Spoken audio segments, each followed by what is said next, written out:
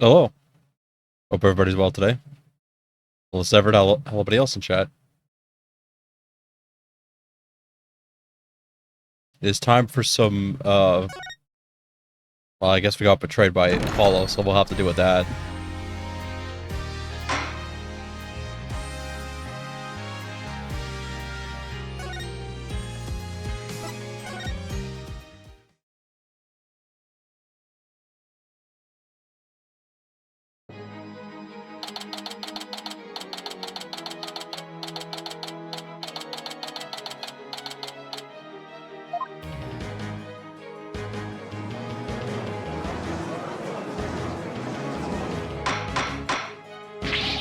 Mr. Justice, please explain yourself.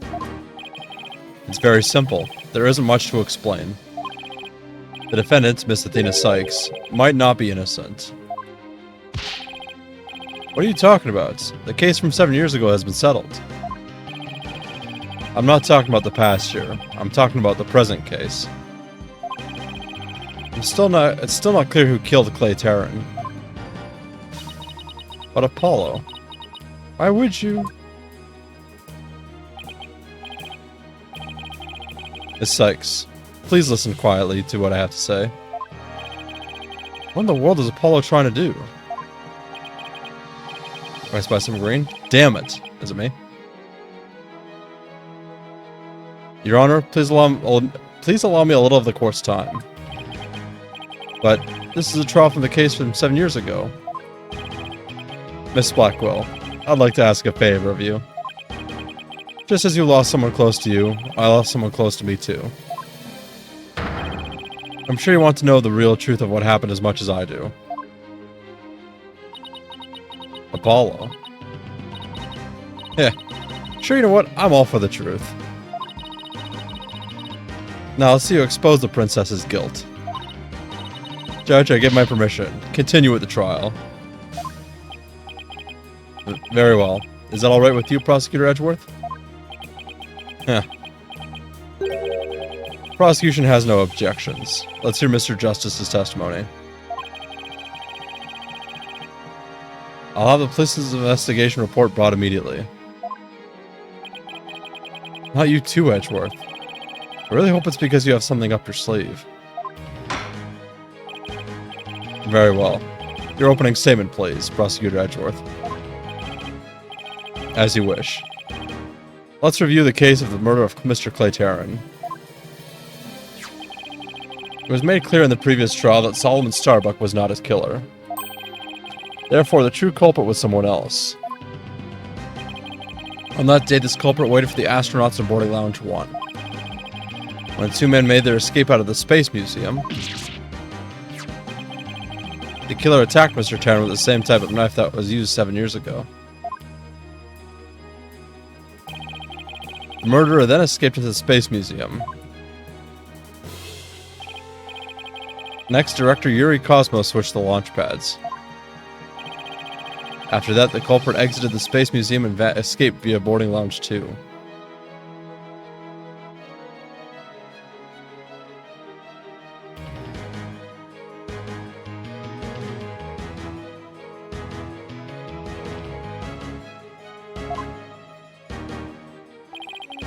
Therefore, this trial must make clear who Mr. Terran's true killer was. In other words, we must discover who it was that escaped to the Space Museum that day. Excuse me. Thank you, Prosecutor Edgeworth. Mr. Wright, is the defense ready? Yes, Your Honor. I better rearrange my evidence.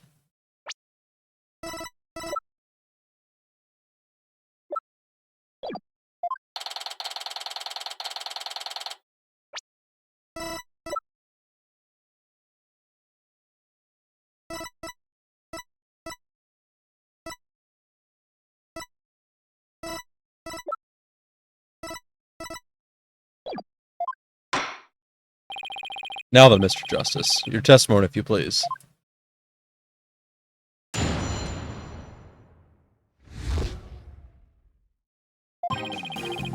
I suspected Miss Sykes of the murder of Clay Terran. My growing suspicions were confirmed when this incriminating evidence presented itself. In In addition, she's the only one who could have utilized the launchpad switch to escape. That is why I wish to indict Miss Sykes on the charge of murder.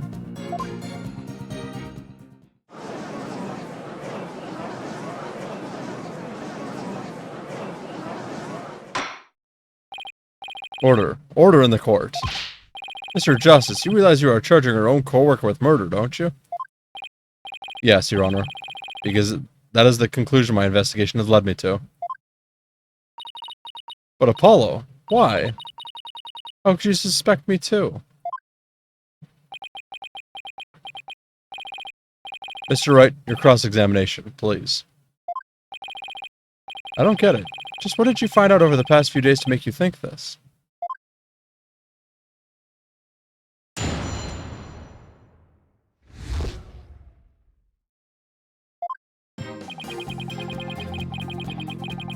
Hold it! What first made you suspicious of Miss Sykes? It all started when Miss Sykes and I were investigating the crime scene. When she saw the weapon that killed Mr. Taryn, my bracelet reacted. She said she'd never seen the knife before, but my bracelet told me otherwise. And then every time after that, my bracelet would react when she talked about the case. Poor Apollo must have been beside himself during that investigation. I didn't know what to do or think. I couldn't even sleep.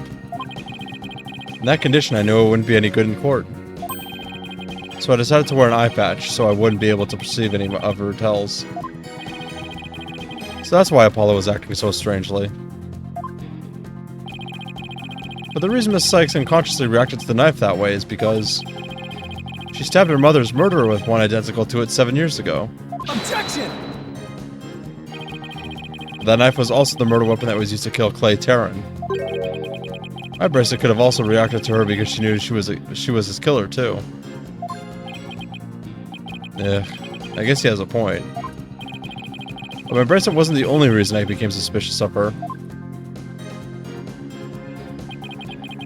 Growing suspicions were confirmed when this incriminating evidence presented itself. Hold it! That's the letter that was found in the Space Museum with her fingerprints on it, right? But even if it seems decisive, there must be other facts we don't know about it yet. If that's so, go ahead and prove it then. Look, honestly, I don't want to believe it's true either, but Miss Sykes was the only one who was in the Space Museum at the time of the murder. But Mr. Justice, Miss Sykes had absolutely no motive to kill Mr. Taryn. Objection! 7 years ago, Miss Sykes lived at the Cosmos Space Center. It wouldn't be strange if she had some kind of connection to him. Besides, people sometimes kill for motives we can't even imagine. I know you've seen plenty of cases like that in your own career, Mr. Wright. Still can't believe this. How can you actually suspect Athena, Apollo?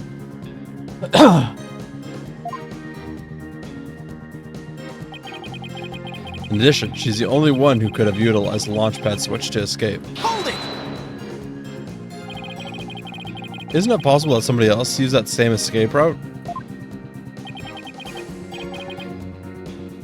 I'm afraid not, Mr. Wright. Why not? Recall there is a security camera in boarding lounge 1 aimed at the launchpad door. It's the camera that captured Mr. Taryn and Mr. Starbuck. But there's also another security camera in boarding lounge 2.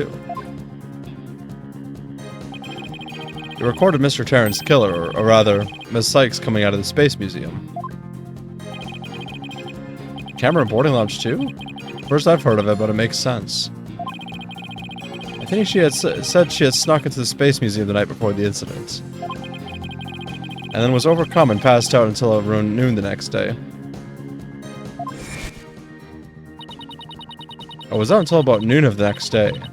I didn't even know about the explosions. When I woke up, nobody was around, so I just went out in boarding lounge 2. That must have been when the camera captured her. That's when it made Apollo suspect her even more. But wait a minute. In that case, it most likely recorded the true culprit as well. That's a negative on that one too, Mr. Wright.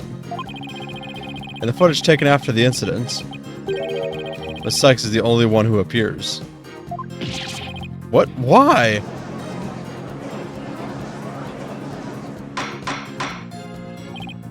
Order. Order in the court. That can't be. But if it is, then it's incredibly incriminating. Wasn't it you who proved in the previous trial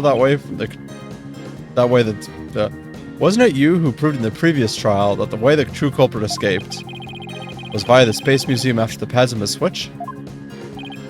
Huh. A fact you previously proved turned on its ear, leaving your client high and dry. I must say, that is vintage Phoenix Wright. You shit-eating fucking...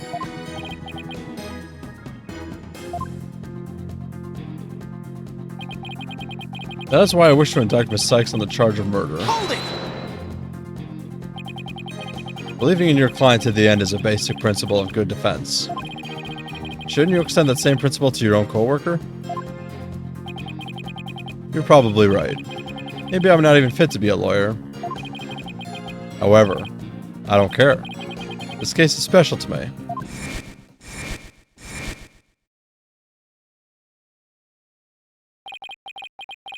Clay was my friend. And that's why I just have to know the truth.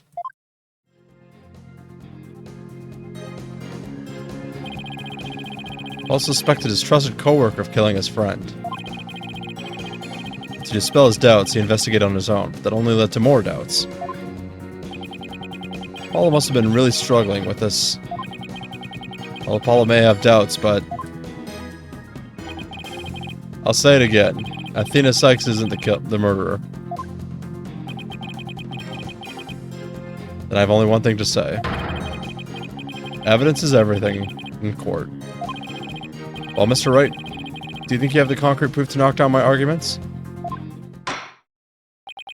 Your arguments have been very clear, Mr. Justice. And your facts appear to be indisputable. Well, Mr. Wright, what do you think of my theory?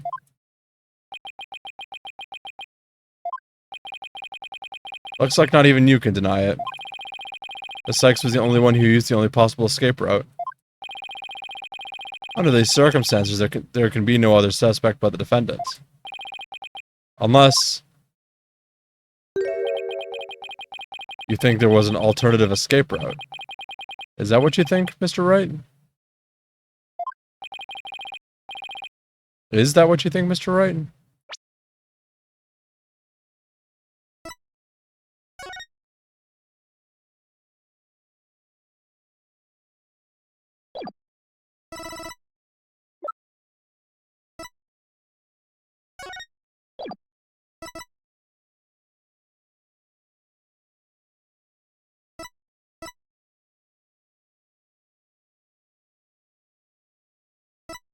Wait. Could they have jumped?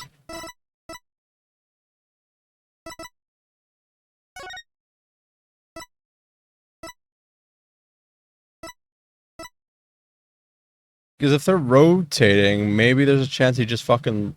we'll see. Is that what you think, Phoenix? Was there an alternative escape route? Let's say for the sake of argument, yes. Yes, of course there must have been. Just don't ask me what. You're just bluffing again, aren't you? Me? Bluff? No way. He knows me too well. It's fine, Mr. Wright. Even a bluff would suit me just fine.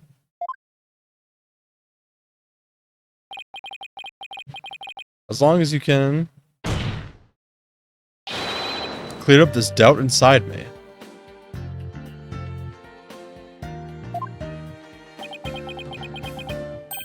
Wait, so is that what this is all about? I want to believe in Athena. I really do. But what is faith without doubt? That's why I need to question her guilt. So that once the truth finally comes out, I can really fully trust her. So that you can really trust me? Huh. Seems your junior partner has just showed us what trials are truly all about. I believe you're right. The prosecutors painstakingly question every detail in pursuit of the defendant, while we lawyers believe in and defend our clients to the end. When both sides go all out against each other, that's when we discover the truth. Precisely. And when the battle is over, we will understand the true meaning of trust. That is exactly what trials are about. Wouldn't you agree? Yes. I couldn't ignore the seed of doubt that was growing inside me. So I decided I need to face it head on. No matter what the truth is waiting ahead, I won't be afraid. That's so like Apollo. Always uber earnest about things like this. Mr. Justice, I vow to dispel every last bit of doubt in your heart. Good, because I want to believe in Miss Sykes again. You're really hoping there was an alternative route, aren't you, Apollo? But if you use the process of elimination, there really aren't that many possibilities. Director Cosmos was at the southern exit, leaving only the control room and corridor to the Space Museum. Which door could the culprit have escaped through? Come on, Mr. Wright, where do you think the culprit escaped to?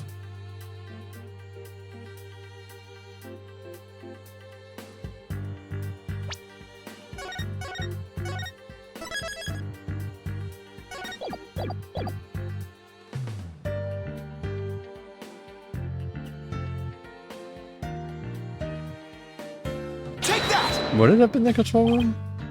There? I doubt anybody could have escaped that way. But can you really say with certainty that it isn't possible? Yes, I believe I can. I guess you're right. What are you doing? This is serious, Mr. Wright. Please be serious. Oh, God damn it. I'm sorry.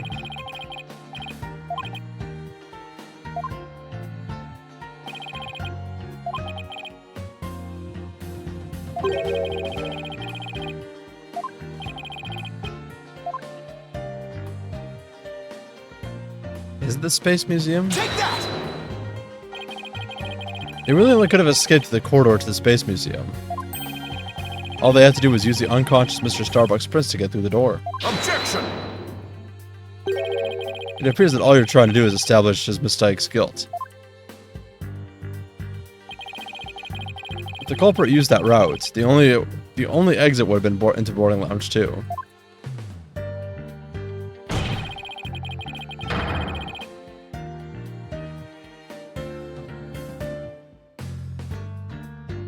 The logical conclusion of your argument is that the killer is none other than the defendant. I knew it. That's the only way it could be, huh? The culprit escaped into the corridor that leads to the Space Museum. And I guess it's true. The only exit would have been into the boarding lounge too. But Miss Sykes was the only person captured by the boarding lounge 2 security camera. I investigated the crime scene thoroughly. But the only place the culprit could have escaped to was the Space Museum corridor. There weren't any other secret corridors or anything. So that leaves us with no other conclusions to draw, but that Athena Sykes was the culprit. What could the answer be? Was there really no other escape route? But hold on a second. What if?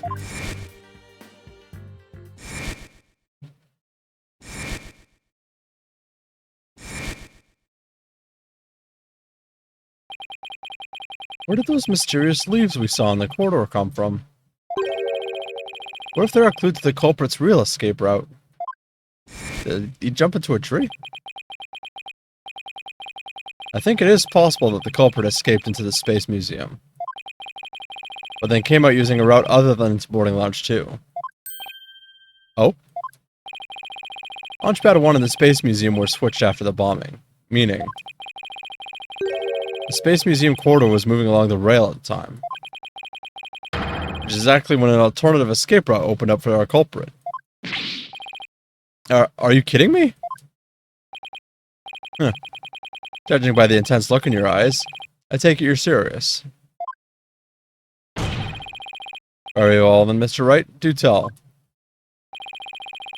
Would the culprit have gone from the museum corridor besides boarding lounge 2?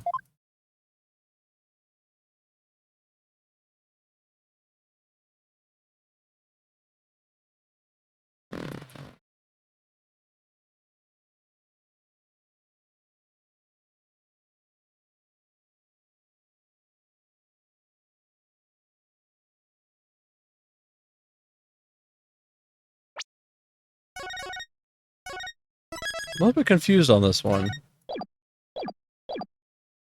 Take that! Oh, fuck's sake.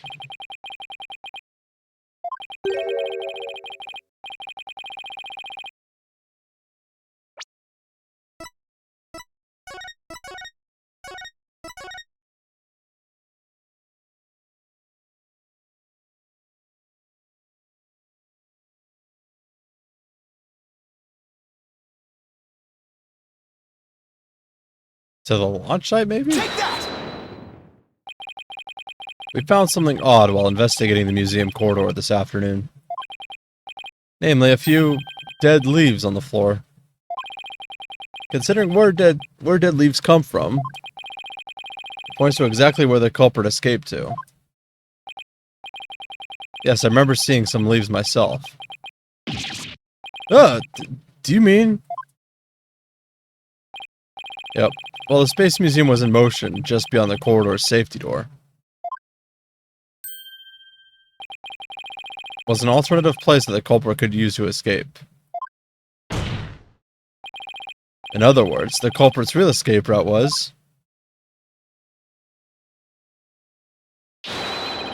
the area outside the Space Center. You're freaking insane! Objection! Do you know how impossible that would be?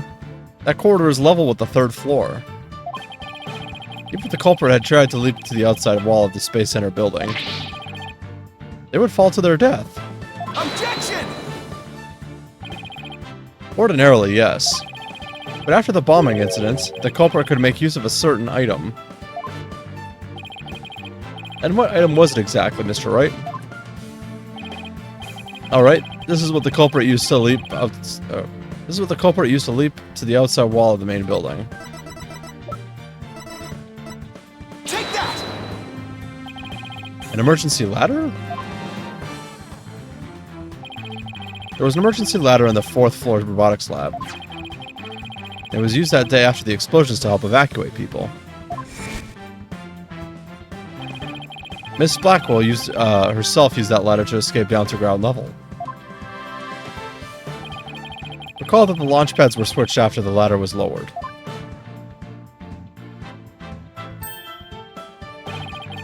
The corridor would have passed by the ladder where the pads were being switched. And that's when the culprit literally sprang into action.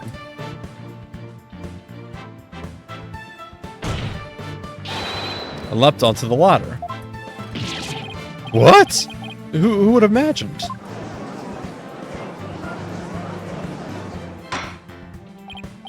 Order in the court. Well, an alternative escape route seems to have emerged. Which means someone other than Miss Sykes could have been the culprit, right? Objection!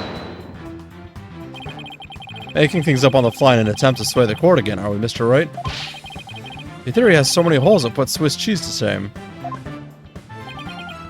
Alright then.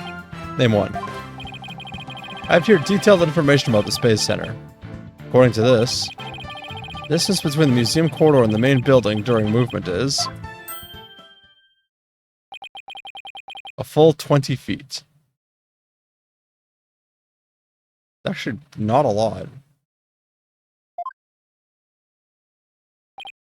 It's 20 feet.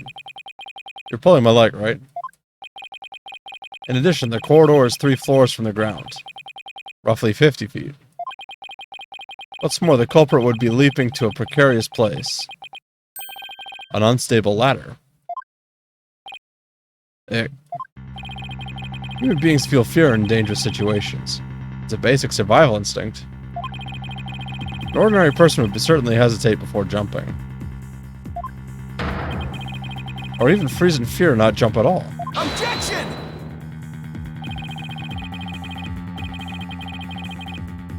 Wait. What if... What if the Phantom just didn't feel anything? Objection! Nevertheless, why would they have taken that kind of risk? They could have waited for the switch to be complete and escaped to boarding lounge 2. Objection! Because there was a security camera in boarding lounge 2. The culprit knew that they would be recorded if they left the Space Museum that way. Objection! In that case, the culprit could have hidden in the museum until things settled down. And then blended in with other people after the museum was opened. That's a good point. But you claim that, despite all this, the culprit took a 20-foot death-defying leap. And all in a brief moment, the corridor and the ladder passed by each other. That's also a good point. They would have needed a running start while the corridor was moving to make that jump. If their timing was off, if their timing was off, or if they couldn't jump far enough, it would mean instant death. What kind of person would attempt something like that? Stop bringing up good points, Edgeworth. This true culprit of yours is nothing but a figment of your imagination. Why do you always have to point out every flaw? Mr. Edgeworth's right. That does sound pretty insane. The culprit would have to be someone who feels no fear, like a stuntman. But everyone feels fear on some level. Right? Wait a minute. Aha! I've got it this time. I can prove that there is someone who could have used this alternate escape route. Oh, can you now? This proves the possibility of a person who could have used this alternative escape route. Take that! What's that, Mr. Wright? This is a certain person's very interesting psych profile.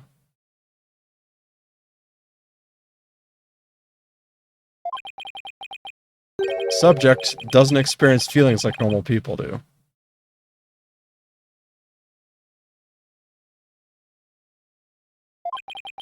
In other words, this person doesn't feel happiness, sadness, or fear. Doesn't feel fear. Right? You can't be serious. Without the constraint of fear, he could easily do what an ordinary person wouldn't dare. Just as you or I could do a broad jump on the ground without the slightest fear.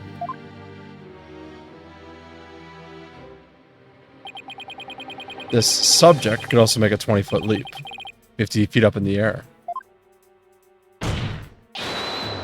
You could choose this extreme way of escaping without hesitation. So you're saying that to a person without fear, the alternative route would just be quicker and eliminate the chance that it'd be spotted? That's definitely pretty extreme, Mr. Wright. Was there such a person there at the scene? Yes. The Phantom, that mysterious shadowy figure who keeps popping up. Oh dear. The Phantom. Again? I knew the Phantom was there behind the scenes of the Space Center bombing. But I wasn't sure if he was connected to the murder of Clay Terran as well. However, now it's all clear. The Phantom is the one who not only bombed the Space Center, but also killed Mr. Terran. What? What?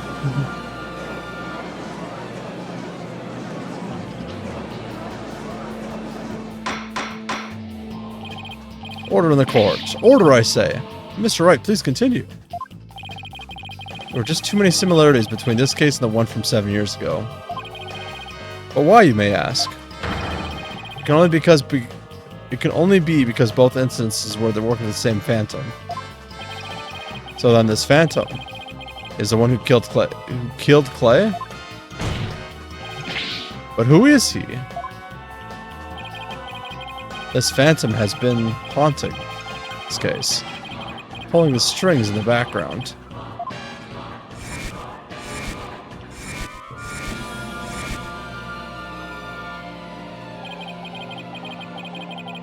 Who could this unidentified international spy be? Right, this escape route must have been a part of the Phantom's plan from the start. As was tricking Director Cosmos into switching the launch pads. Hey, congrats on the 95 streak, Shred. Hope you've been well.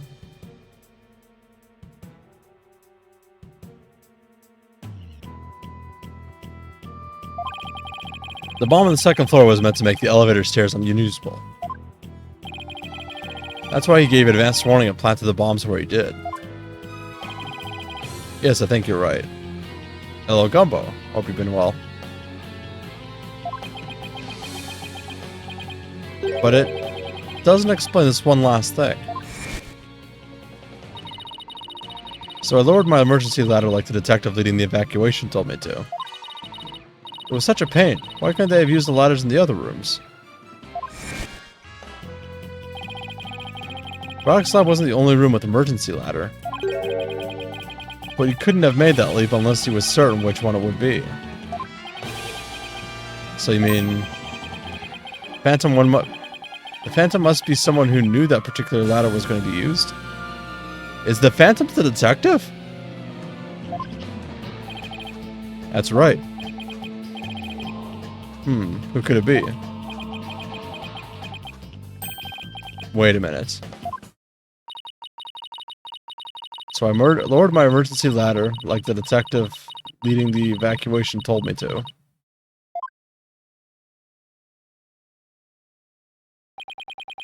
Miss Blackwell lowered the ladder, after being told to by the detective leading the Ah. You've got to be kidding me. Did you figure it out right? Do you know who the Phantom is? Yes, I do. Who is it? Who killed Clay? Our mysterious spy, known as the Phantom, is none other than... Injustice get fucked.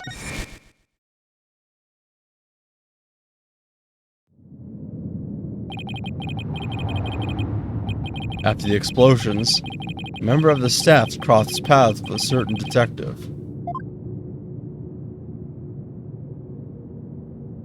I was on duty on the 4th floor. It was quite the madhouse, I tell you. As for the detective who was leading the evacuation from the 4th floor, he had a very specific objective in mind.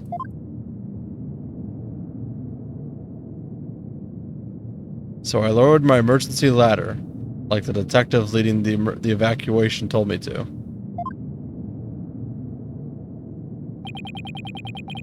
His objective was to secure his own escape route.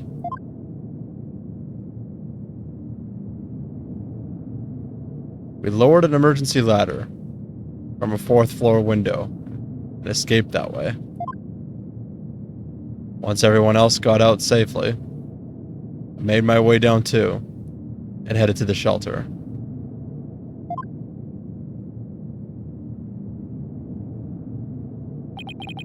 This is a detective you all know. He's even the lead detective on the current case. He appears to be a very emotional man, but his psych profile says he is without emotion. Take that!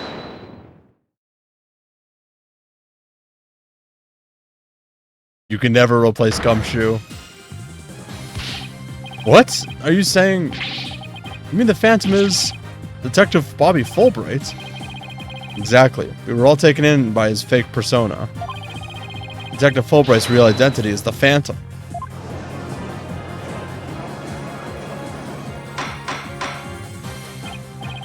Order. Order in the court. Mr. Wright, how could this be? That's easy, Your Honor.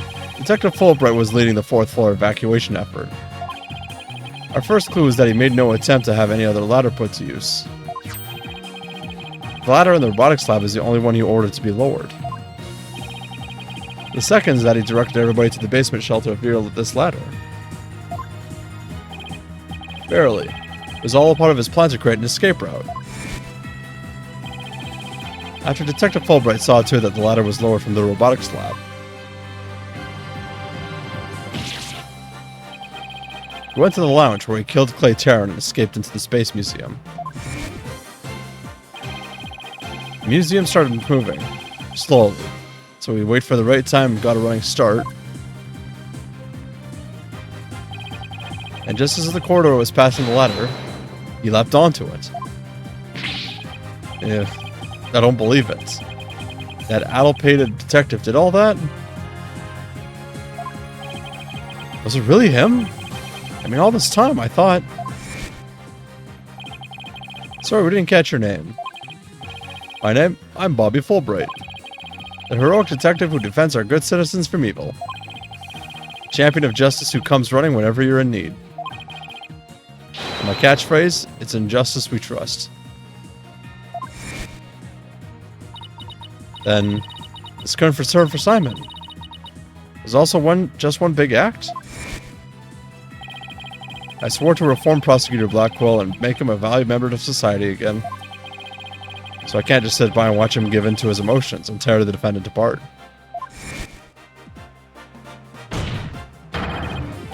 That monster killed Clay? He had me completely fooled. Come to think of it, he's the one who brought that bloodstained letter to court, too. The scumbag even made me turn on Athena. Damn it, how the hell did I fall for all that? He said hell. Apollo was pissed. For him to have wormed his way into the police department as well. Ugh. Your Honor, the defense demands to question Detective Bobby Fulbright. Yes, I agree that we need to hear from him right away. The court will take a short recess, and then Detective Fulbright will take the stand.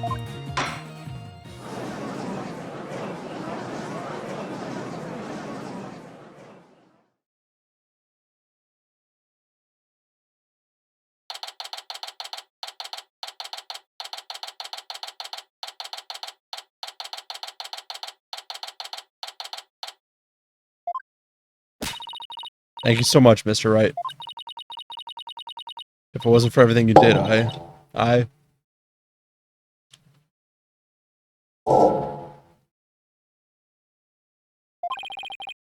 Don't thank me yet.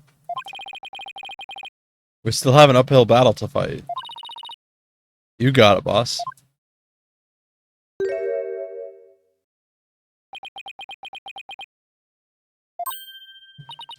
Apollo. Ugh. Well, this is awkward. Athena, can you do me a favor? Huh?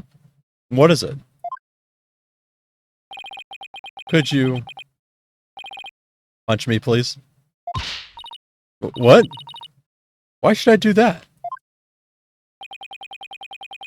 Because I should have believed in you. I let the seed of doubt inside me get the best of me. I'm really sorry that I didn't trust. Ow. Don't be such a dope. I was really touched by what you did. Huh? Now what are you talking about? I want to believe in Athena. I really do. But what is faith without doubt? That's why I need to question her guilt. So that once the truth finally comes out, I can really fully trust her. It took the time and effort to genuinely think about who I am and what I'm made of. After all that, how could I punch a true friend like you, Apollo? You didn't have any trouble slapping him a second ago. Thanks, Dina. And thanks for waking me up to reality again. Guess I know now who to call if I ever get sleepy in court. Looks like you have some promising young people working under you.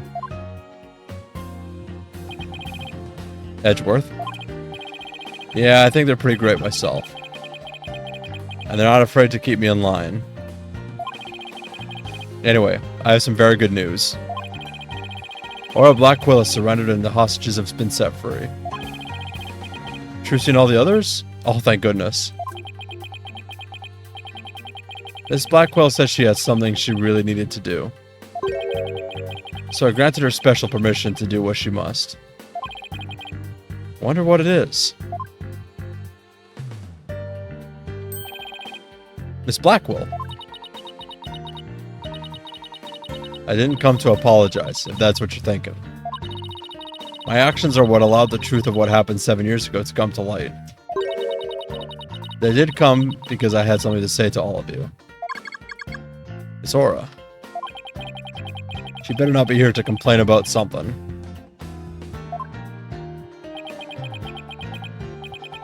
Miss Blackwell. I want to apologize to you. The fact that you couldn't trust the court system is our fault. Ah. Yes, it's true the courts are filled with incompetent idiots, but still. I suppose I could let you handle the rest of this case for me. Oh, Miss Aura, does this mean you're starting to trust the system again? No, of course not. Be quiet, hunk of junk. It's just... I wouldn't mind if you were the ones who took Metis' killer down. Leave it to us. We'll get him. So I guess that means she's starting to trust us, at least. Aura. Simon, I'm so glad both you and the princess were cleared of all suspicion. And it's all thanks to me and my robots. You better be grateful. Huh. I never imagined you would go that far. Though you always were extreme. I don't recall ever requesting your help. As close as ever, I see. Well, now that you've been released, I guess it's my turn to go live in the slammer. Hello, Elohim.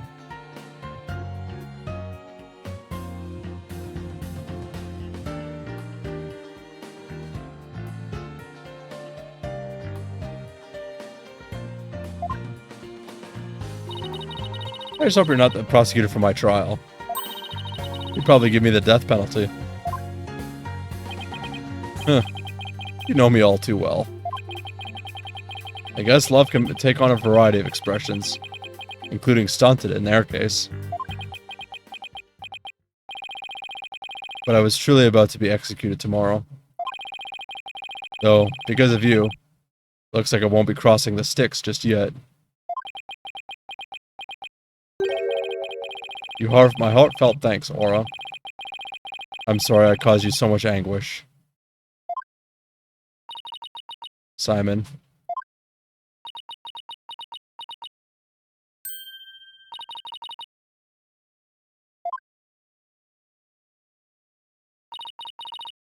I'm so glad, Simon. So very glad to hear you say that. Aura. Alright. That's enough of that. Bailiff, take me to the detention center.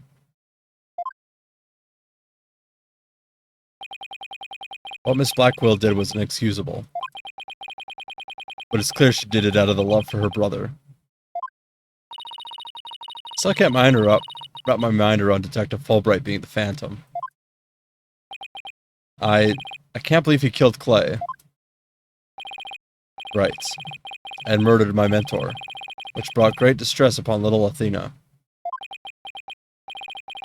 Chief Prosecutor.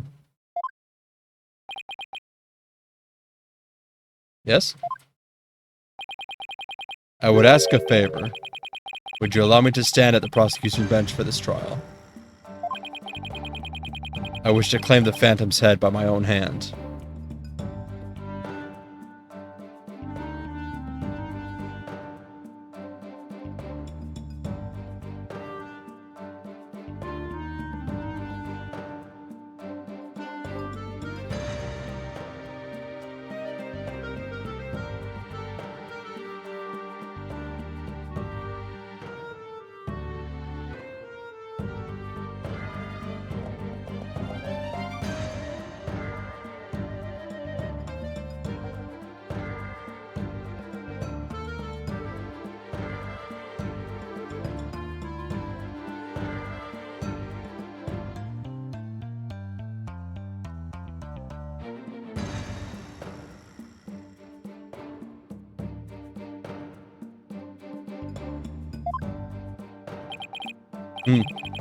That was my plan all along, after all. It's highly unconventional for a man in my position to stand in court. Sir. Hold on.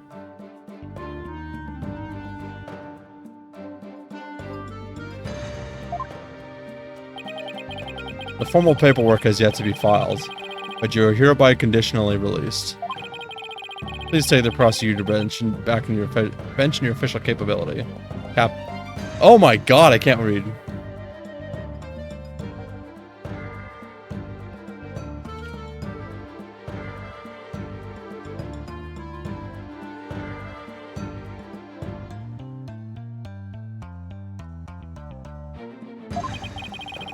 And uncover the truth by your own hand. I'm much obliged.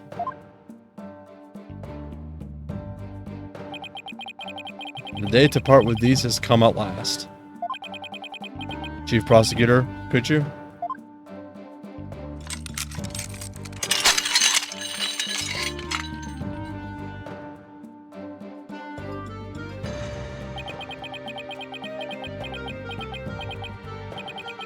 How long have I waited? Maybe it's the sense of freedom, but if the air seems fresher, the light brighter, and I will relish slashing that blackguard Fulbright to shreds without mercy. I don't have to be able to read his heart to see how happy he is.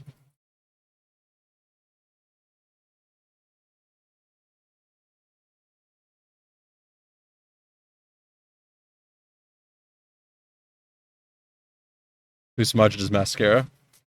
I think it's just... It's when you get so sleepy, it just goes down your face.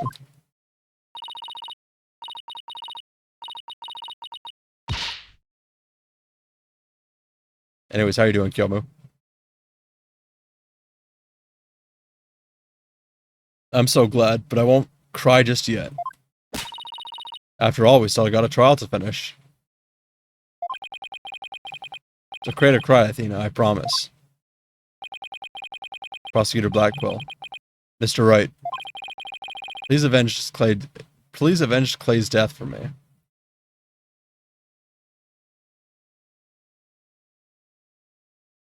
When did you get a halo? What are you talking about, Apollo? You're coming to defense's bench with me. I am? Well, I can't expect Athena to assist me now, can I? She's the defendant. I wanted one? That's fair. That leaves you, Apollo. But, are you sure you want me? I took a leave of absence and everything.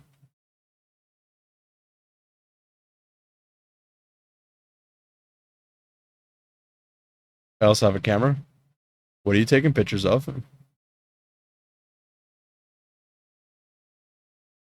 Oh, that. Oh.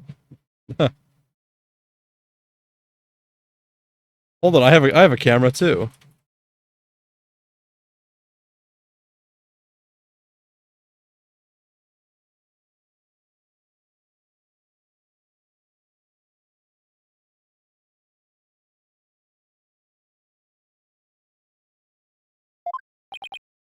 Well, our office is pretty short-handed, and you're all I've got. Thank you, Mr. Wright. Apollo. Athena, I can say it with all my heart now. I believe in your complete innocence. And now we're gonna prove it to the world. Thank you, Apollo. I know you can do it. So, you won't be needing that eye patch anymore, right? Right, because I'm fine now.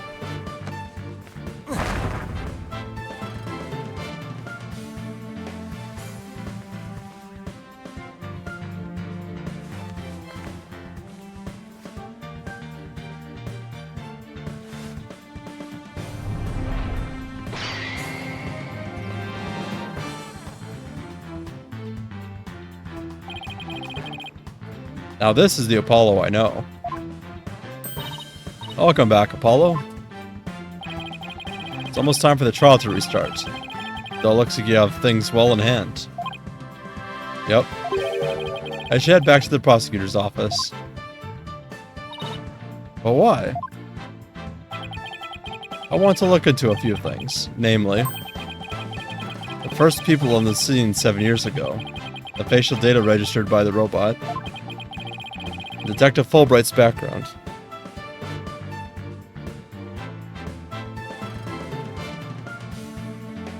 No, Kiyomu, so he actually had I guess, a physical. Basically, Apollo has this acute sensitivity of when he like actively perceives people lying or twitching or something. Like his muscle like instinctively reacts, and it causes his what he thinks to his bracelet reacting. So that's why he had the eye patch and the bandages, so that he couldn't feel the bracelet or be able to perceive people's lies.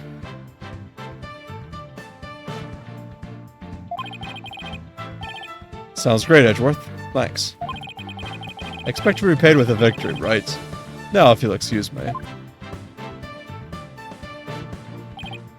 Okay, you two all set to go? You bet I am.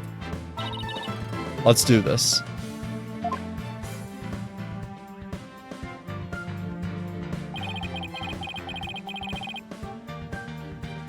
I guess that's a good way to put that, Kiyomu.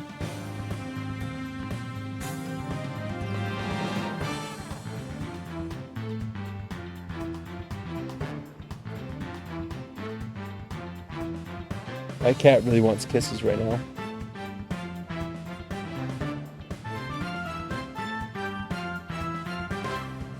This is it, the final battle.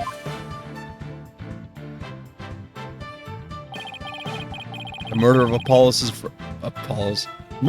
friend, a courtroom bombing incident.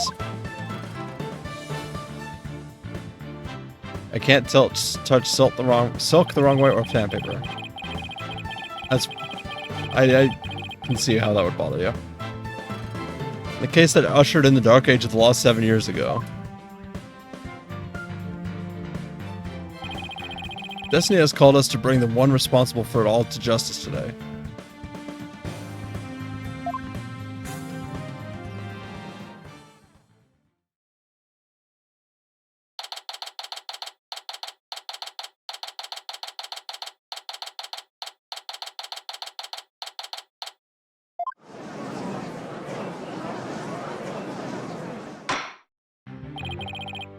Let us now reconvene. The defense is ready, Your Honor. Prosecution has never been more ready. You know, this is the first time we've been at the defense bench together since I debuted. I'll let you mention it. Although back then I thought you were more loud than you were reliable. You've really come a long way since then, Apollo. You've grown a lot. Well, there have been some hiccups, but I guess I've done pretty well. How old is he?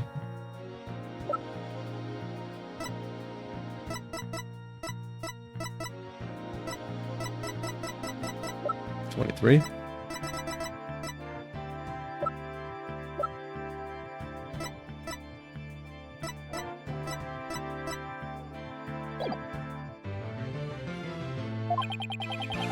He's still got the ego of his, though. Prosecutor Blackwell, with the 7-year mistake now resolved, You can finally take your rightful place. Yes, I guess we can keep the chit-chat for later. Bailiff, please bring the witness immediately. Even with those handcuffs off, Prosecutor Blackwell seems to be pretty much the same. 7 years of grumpiness doesn't go away so easily, I guess.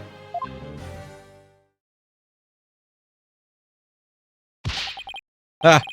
Bobby Fulbright here. I heard I was needed on the stand, so here I am. Detective Fulbright. Do you know why you have been called to give testimony? Yep, because there's only one reason I'd be called. And that is because it's time for justice. In justice we trust. Objection! You can't fool us with that act anymore. Your justice is nothing but lies. What? Are you questioning the integrity of my sense of justice?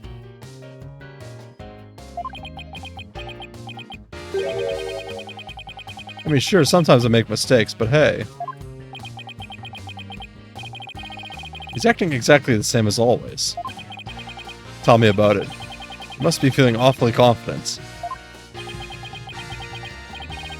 Fulbright.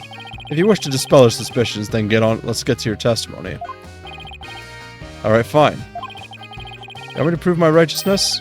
I can certainly do that.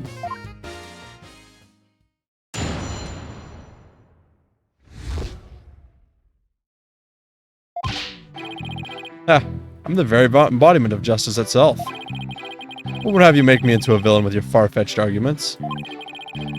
And this bit about the escape route is only a theory. You don't have any proof. What we do have proof is that Athena Sykes is the culprit.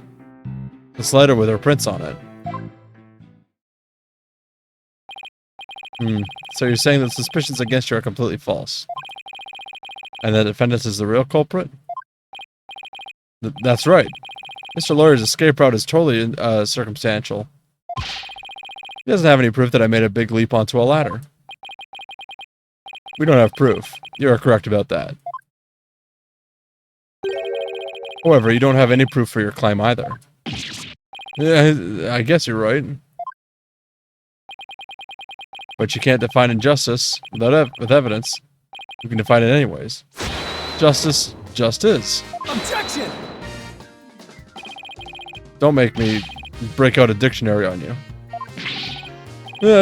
Please don't throw the book at me. Ugh, tell me the Phantom just make me set up a stupid pun for him. Let's just try not to lose focus, alright? But my justice is crystal clear. What's not clear are your eyes. Wake up and smell the justice. Silence!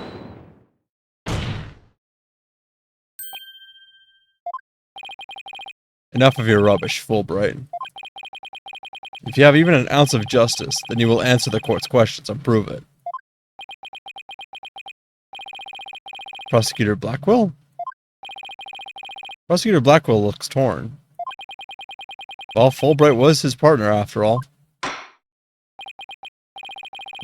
Prosecutor Blackwell is right. The truth will be revealed in the cross-examination.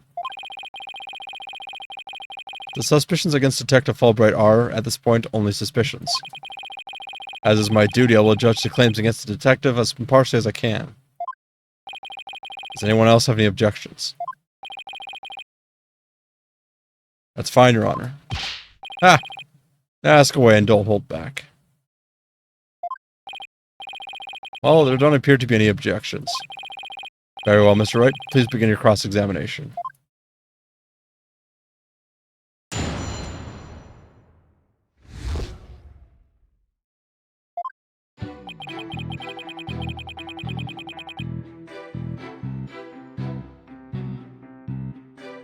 Hold it! Excuse me. The embodiment of justice? Those are just empty words. But they say if you keep saying something, it can eventually become the truth. Isn't that how people make their dreams come true too? By wishing it over and over? Alright. Let's just move on. I won't have you make me into a villain with your far-fetched arguments. Hold it! My arguments are hardly far-fetched. There's careful reasoning behind my theory. Yes, well, apparently there's bigger reasoning behind even a tofu burger. But what we have against Miss Sykes, though, is not just reasoning, but solid evidence.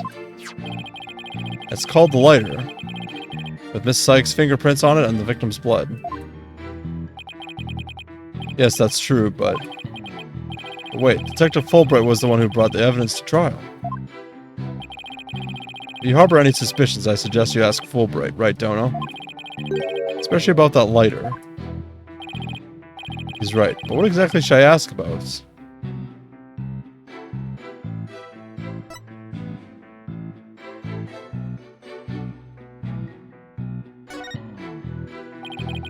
Please tell the court about the position of the prints on the lighter. They're on the same spot on either side, as they would be if she were holding it up. I suppose that if it was used to light the room, it would be held that way. Could you please add that statement to your testimony?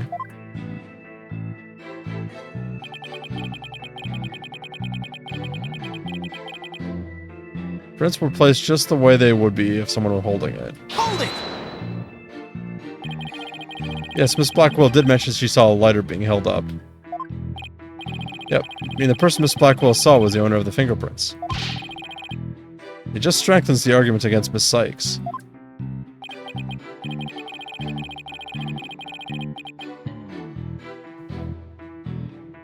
Ugh, this line of question is going to get me anywhere except conviction land.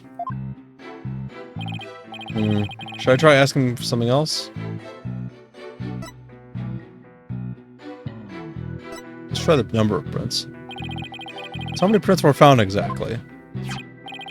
3. The thumb, the index finger, and the middle finger of her right hand.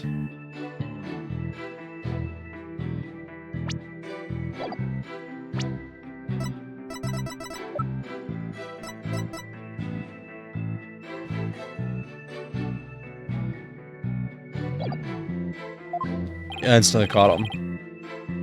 Your Honor, that is an important statement. Will you please have it? Swapped into my testimony? You got it. Beat me to it. Ah. Be it investigating or testifying, speed is the key.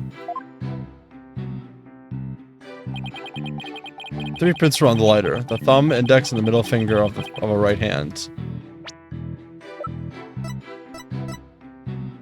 Objection! You say the prints were from a right hand. Is that correct? That's right. Very clear prints. But that just doesn't add up. Huh? What doesn't add up? According to Miss Blackwell, who saw the culprit herself,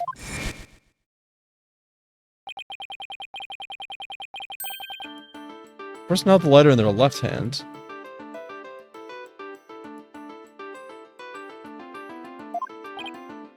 Oh? So here's the dilemma before us. Why are the prints on the lighter from a right hand instead of a left? There. You're right. It doesn't make sense, does it? Your Honor, this lighter can hardly be called incriminating evidence. The witness's claims don't even hold water. Detective Fulbright, I hope you have a good explanation for this.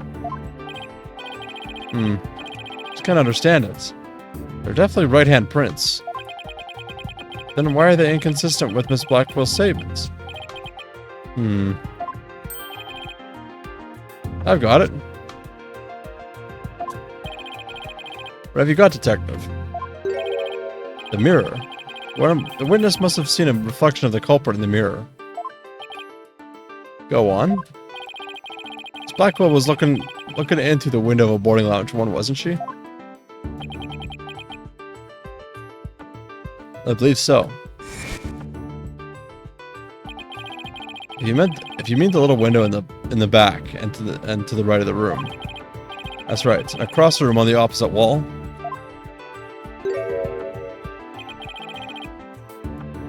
There's a large mirror. I do remember seeing it. Ah, so are you saying? It's the culprit Miss Blackwell saw must have been a reflection of what the person in the mirror. I see. In that case, right and left would appear reversed, wouldn't they? Ah, now do you see? That's the logic of pure justice. Objection! But your argument is only conjecture. You don't have any proof that what Miss Blackwell saw was a reflection. Silence!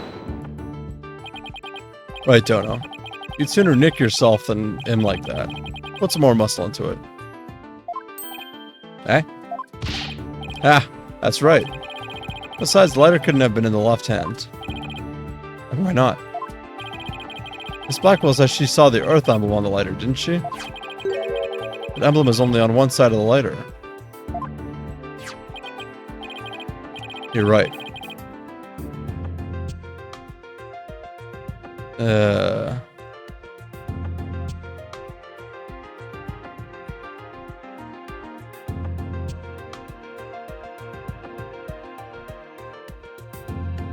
I think the bots just gave up with the fucking name.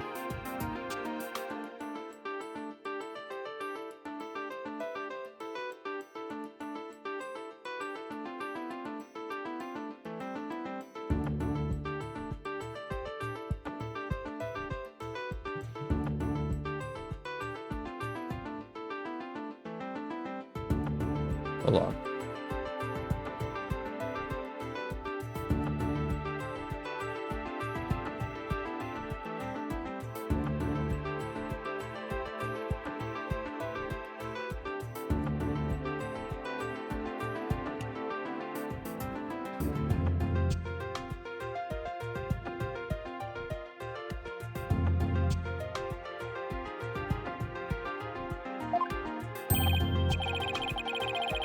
Exactly. As blank and smooth as the judge's fine scalp. If the culprit had held the lighter in their left hands, they would have covered the emblem. Uh-oh. What's more, this is the kind of lighter you flick open with your thumb before lighting. So if the culprit held it in their left hand with the emblem out and visible, they wouldn't be able to open it, let alone light it. If they had held it in their right hand, they could easily open and light it. This all means that the culprit was definitely holding the lighter in their right hand. No! Come back, my beautiful contradiction. It appears you planted a flower that bears no fruit. Ah! See how it withers before my flower of justice? That's grody. He's tough. He's managed to discredit almost everything I've proven up to this point. In justice we trust. Now do you see? I'm not this phantom you've been talking about. I mean, are you sure there really is a spy? I bet they're just a figment of your imagination. Oh, it's so sad, so very sad, but I'm afraid Miss Sykes is the culprit. Hold it! Detective Fulbright, I believe you said that the emblem is only on one side of the lighter. Are you sure about that? Of course I'm sure. Why don't you take a look for yourself and see? Do you see an Earth emblem on both sides of the lighter? What? I knew it. You're lying, detective. Pardon me? You mean...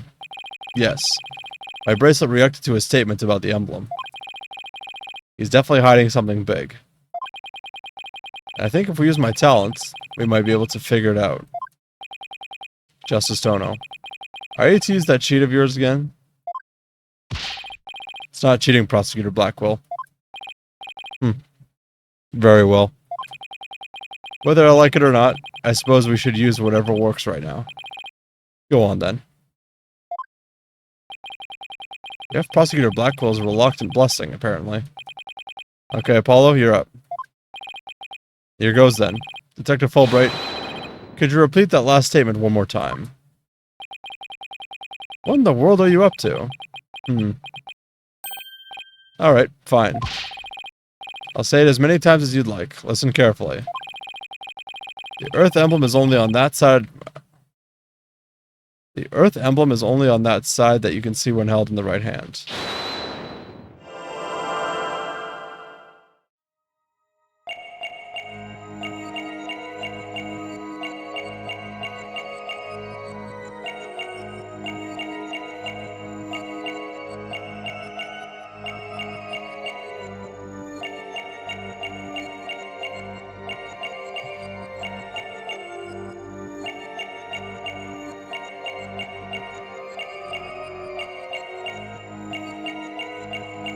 Hmm.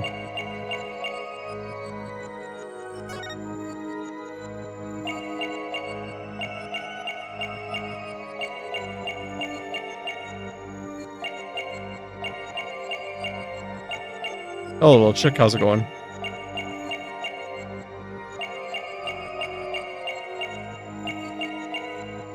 God, it's not that.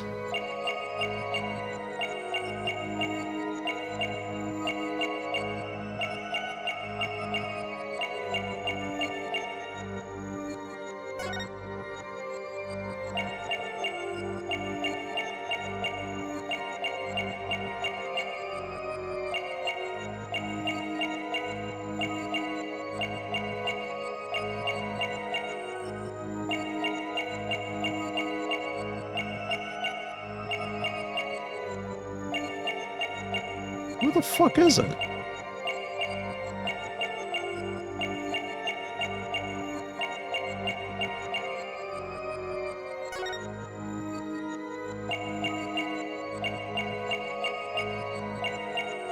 Oh.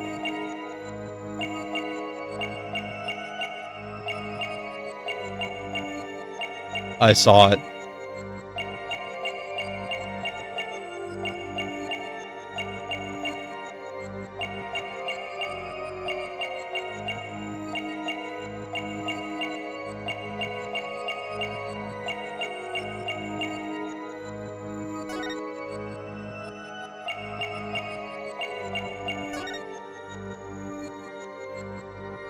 Okay, I'm gonna be right back. I gotta do something quickly.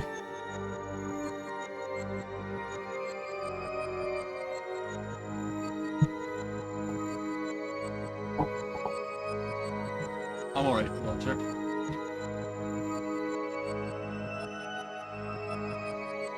I'll be right back. Go.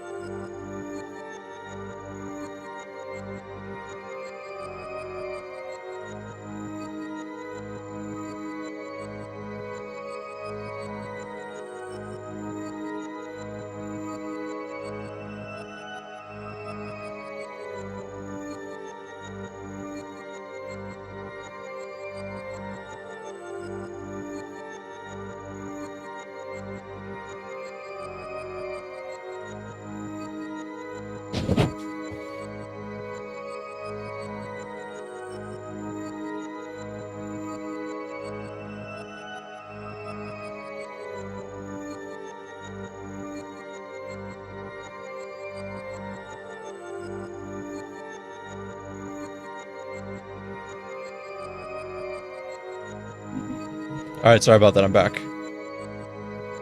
I just had to do something.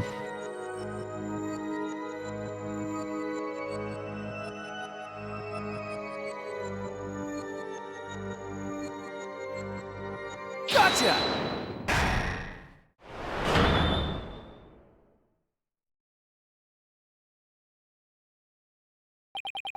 Detective Fulbright. You might not be aware of it yourself, but whenever you say the phrase, the Earth emblem, your left thumb moves. In fact, it appears as though you're running it along the edge of your holster. Mr. Lawyer, I don't have the foggiest notion of what you're talking about. Be that as it may, I know it has something to do with the lighter. Let me explain it. But why? You're not making any sense. You can't just... Silence! Be still and do as you're told, Fulbright. If you have nothing to hide, you shouldn't mind them having a look-see, should you? What? Not you too, Prosecutor Blackwell. I'm not sure what this is all about. But Prosecutor Blackwell insists. It must be something important. I will allow the defense to examine the lighter.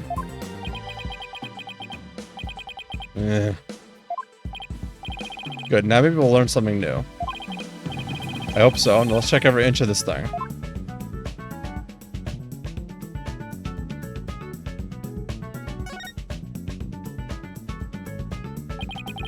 So this is the Earth emblem Detective Fulbright was talking about.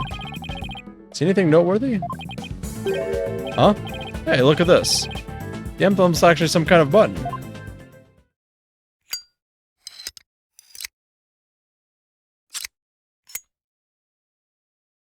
Interesting.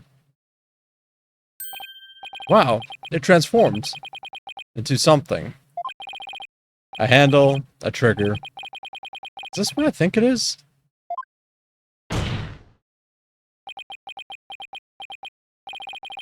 There's no question, it seems. What you have there is a gun. A what? A gun. So that's it. Your Honor, please recall this morning's trial when Director Cosmos was on the stand. The bolt that hit the oxygen tank was extremely small, maybe a .10 caliber. This little compact gun probably takes bullets of that caliber. Looks like this is the gun that was fired at the scene. I'm flabbergasted. The lighter was a gun? So when Detective Fulbright would touch his holster. That's right. Whenever he mentioned the Earth emblem, he must have subconsciously thought about the secret behind the lighter. In other words, he knew it was a gun from the very beginning. A lighter that transforms into a gun seems like a spy gadget to me. It's not the kind of thing any ordinary person can get their hands on. In fact, I'd say it's strictly in the domain of elite spies. Detective Fulbright, you will explain yourself.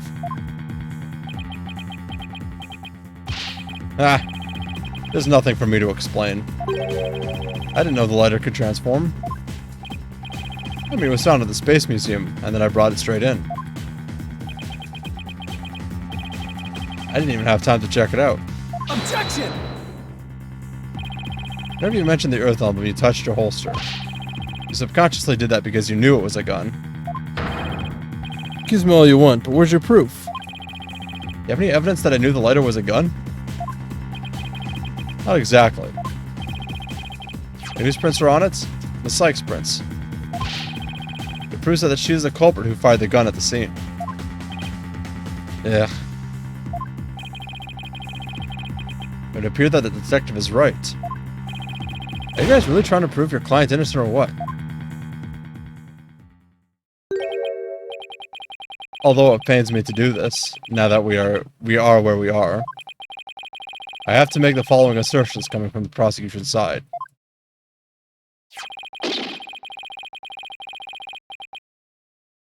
Oh my god, Eric, what?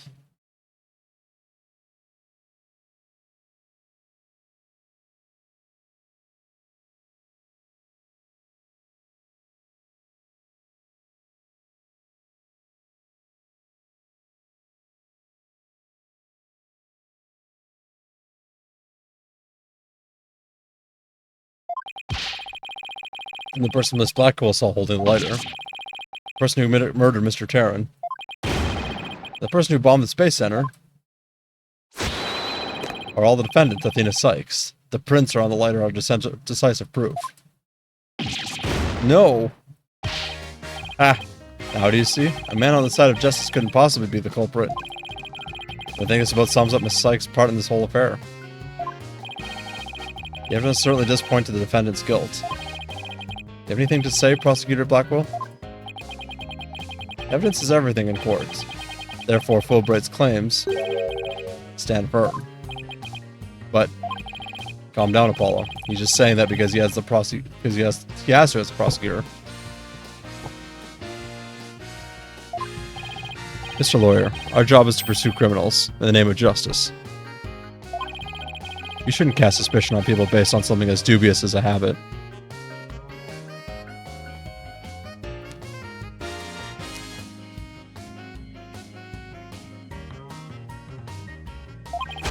In fact, you have a bad habit of showing up in court with an awful case of bedhead. Objection! Says the man who wears sunglasses at night. It's proof. If it's proof you want, it's proof you'll get. I'll prove that this lighter is not Miss Sykes, but yours.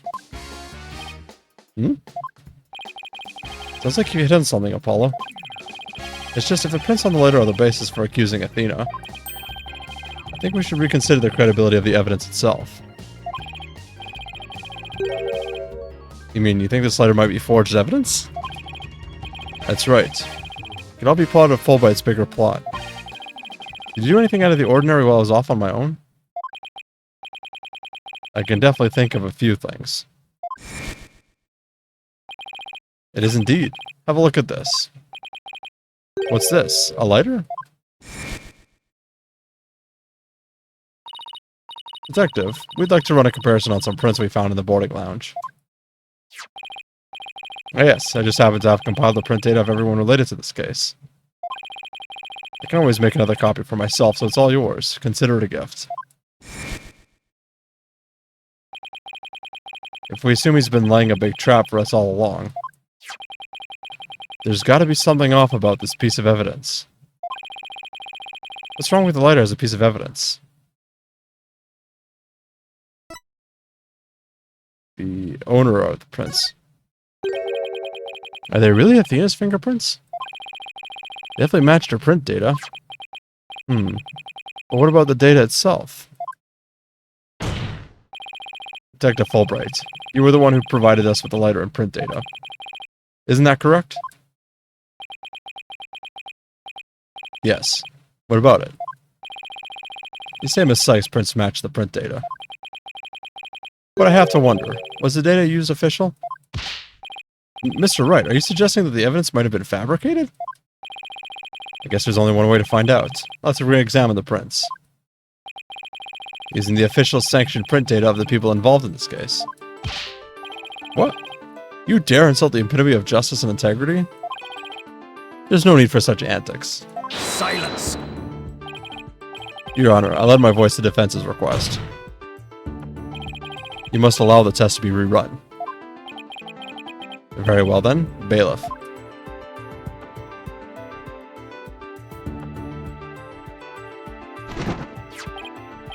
Ah, it appears that the official data is here. And the results?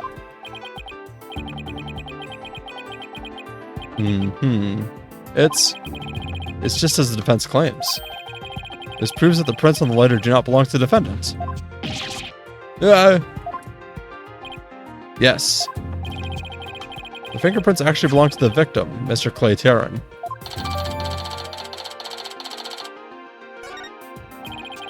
Those were Clay's fingerprints on the lighter?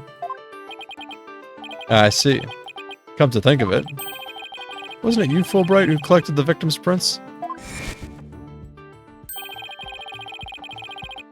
Personally removed his glove during the investigation. He had to get his fingerprints to confirm his identity, after all.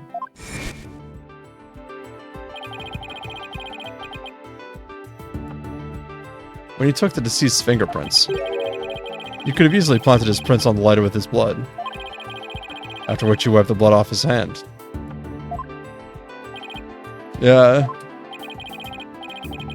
By your own admission, you were also the one who compiled the phony print data. Also with the blame on Miss Sykes.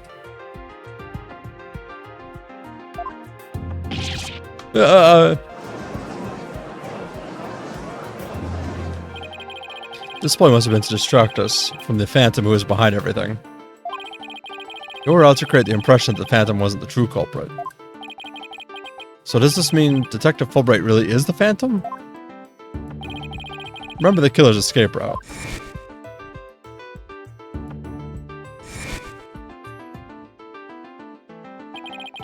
No ordinary person would have been fearless enough to attempt it. Nobody but the Phantom, the man with no emotions, could have done it. Yeah. Detective Fulbright, you were the only one who could have used that escape route.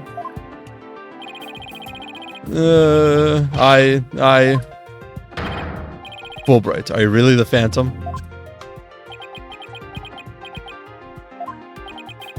Answer me, or so help me I will slash you to tiny slivers where you stand.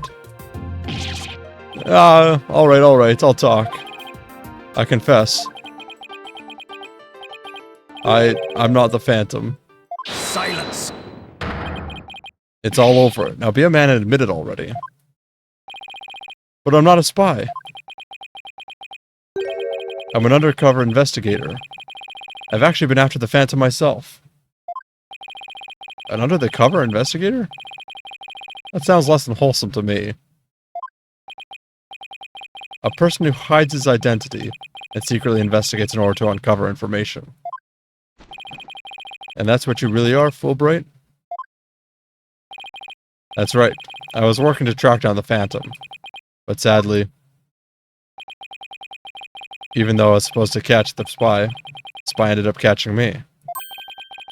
Took my family hostage and forced me to cooperate with them.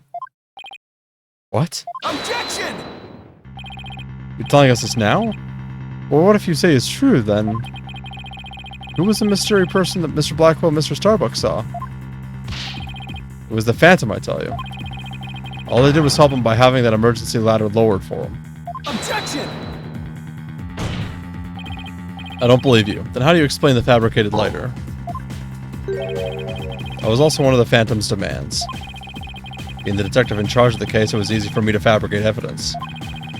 Pinning the crime on Athena Sykes was just another one of the Phantom's orders. You expect me to buy that? Fulbright, what was the Phantom's ultimate objective? I was told it was to sabotage the rocket launch. Someone who didn't want the launch to happen must have given him the order.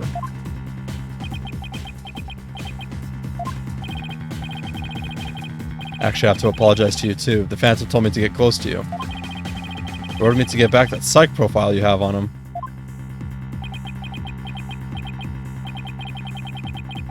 So he sent a buzzard of his own to tell me this past year, did he? I haven't been a champion of justice. I've just been a pawn of evil. Pawn of the Phantom who stole the moon rock and killed Dr. Sykes 7 years ago. Enough, Fulbright. Just tell us the Phantom's true identity. I don't know. He was very careful to hide it. He has top secret information for all kinds of corporations and countries. So there's a number of organizations that want him dead. People believed I was the Phantom. I could be killed on the spot. That's why I bet even now. There are assassins lurking nearby. This case is about the Phantom after all. With the ceiling blown off, I suppose you are vulnerable to a sniper shot in this courtroom. Just 2 seconds ago, Fulbright was treating Athena like a criminal. Does he really think he's gonna lie his way out of it now? But on the surface, everything does seem to make sense. This could be bad, Mr. Wright. We can't find a flaw in his logic. He's right, after we come all this way, we can't let Fulbright wiggle free now. There. I finally told the truth. Now I hope you see how foolish it was to think I was the Phantom. Oh, Jesus. You're an intelligent man, Prosecutor Blackwell. You believe me, right?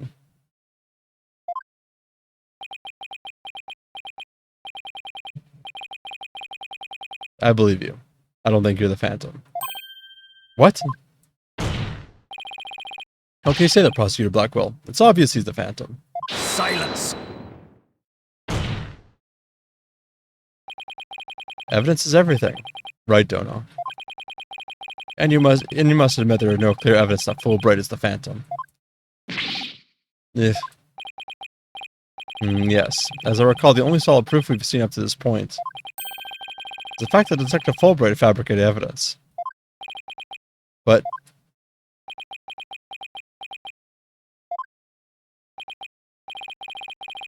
I've known Fulbright here for a year now.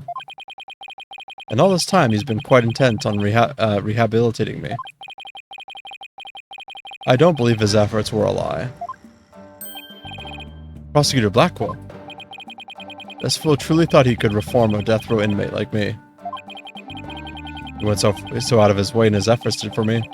Actually became quite a nuisance, really. Prosecutor Blackwell, you believe me?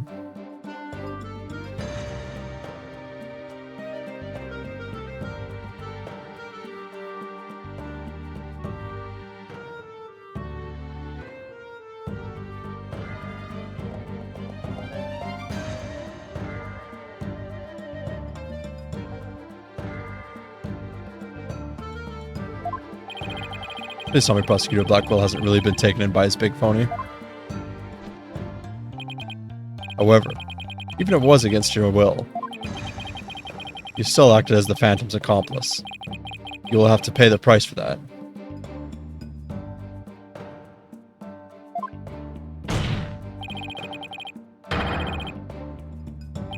Throw yourself at my mercy, and don't you ever betray me again. Have you got that? Yes. Thank you. Oh, thank you. Such a bond of trust is a rare and beautiful thing.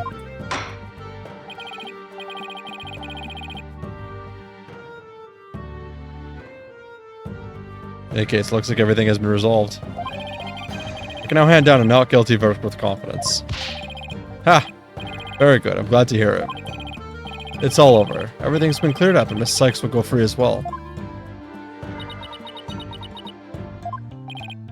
Mr. Wright, we can't let the trial end here. If we do, the Phantom, the man who killed Clay, will get away. I know, but... What do I do? I don't have any proof that Detective Fulbright is the Phantom. Is this it? Is he gonna get away just like that? Now, if you'll excuse me, my next investigation awaits. And with that... I'm off.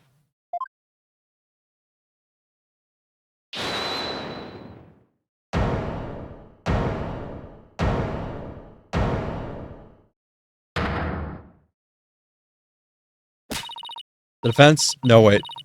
Not the defense. The defendant feels it's not time for a verdict yet, and would like to see this trial continue. Oh, what? I was just about to declare you innocent of all charges. It just doesn't feel right to be standing here. Hey, Apollo, think you could scooch over?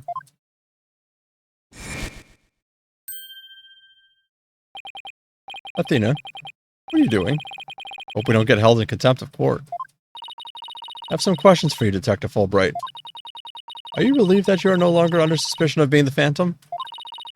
Are you grateful to Prosecutor Blackwell for what he's done for you?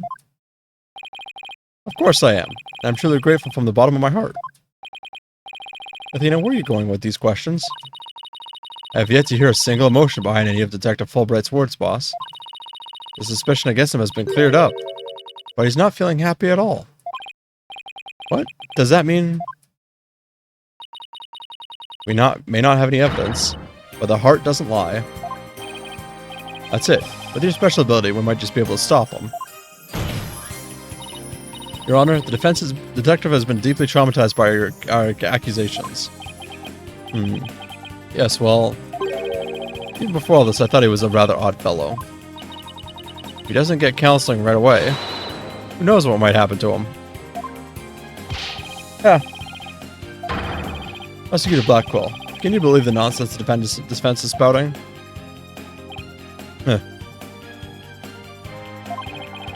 Fulbright.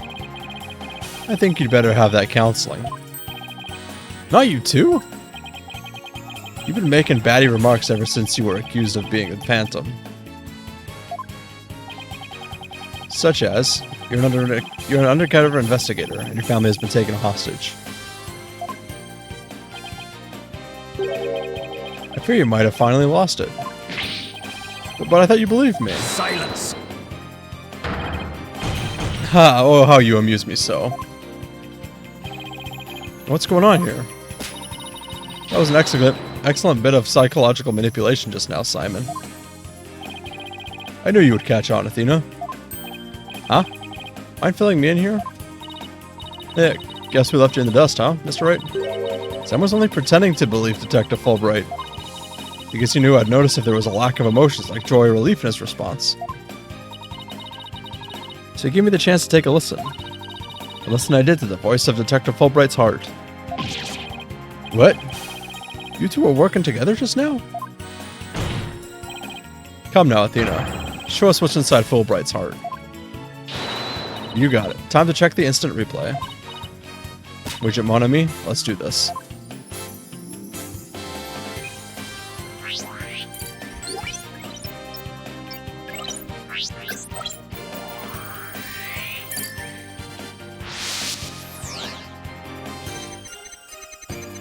Thank you for believing in me, Prosecutor Blackwell. I'm an undercover investigator, but the Phantom was coercing me. He stole the moon rock and killed Dr. Sykes 7 years ago. I'm a bad person for cooperating with such a man. But he took my family hostage. What else could I do? Even with all his over-the-top expressions and gestures, he's registering no emotion at all? It's just like I thought. And right in line with the Phantom Psych profile.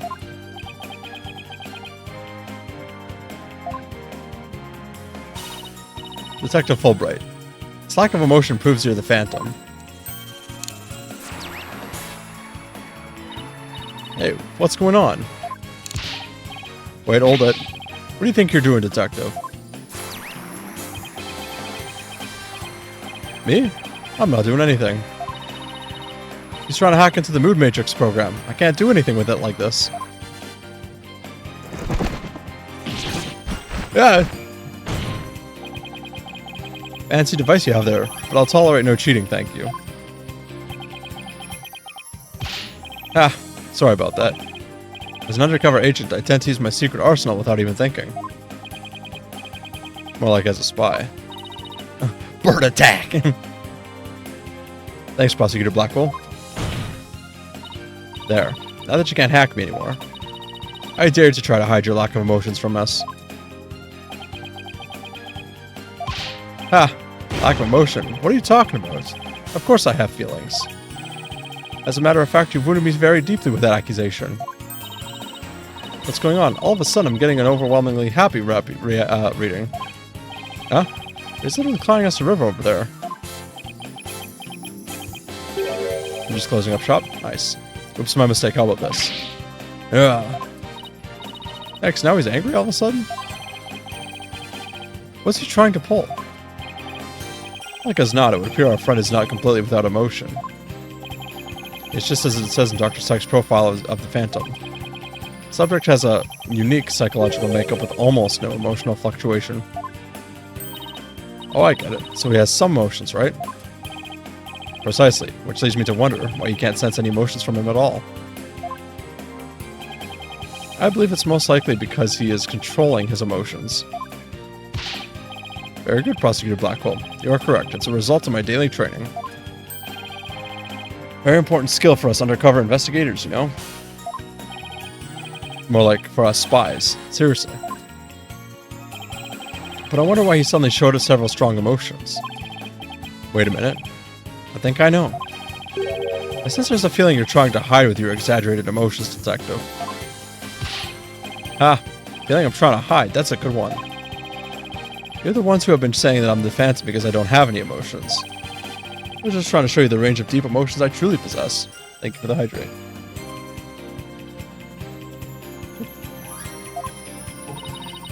You have no objection to me analyzing you, right? No. Analyze away. But I will say it again, I am not the Phantom. And be forewarned that your analysis will have no effect. Because you're about to see what an undercover agent can really do.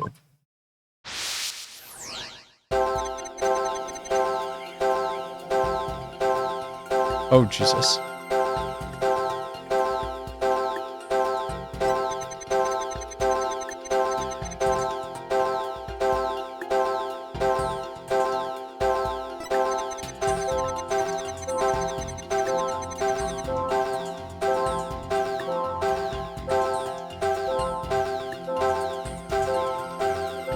Oh, you overloaded it? No. The sadness hasn't dissipated on this one.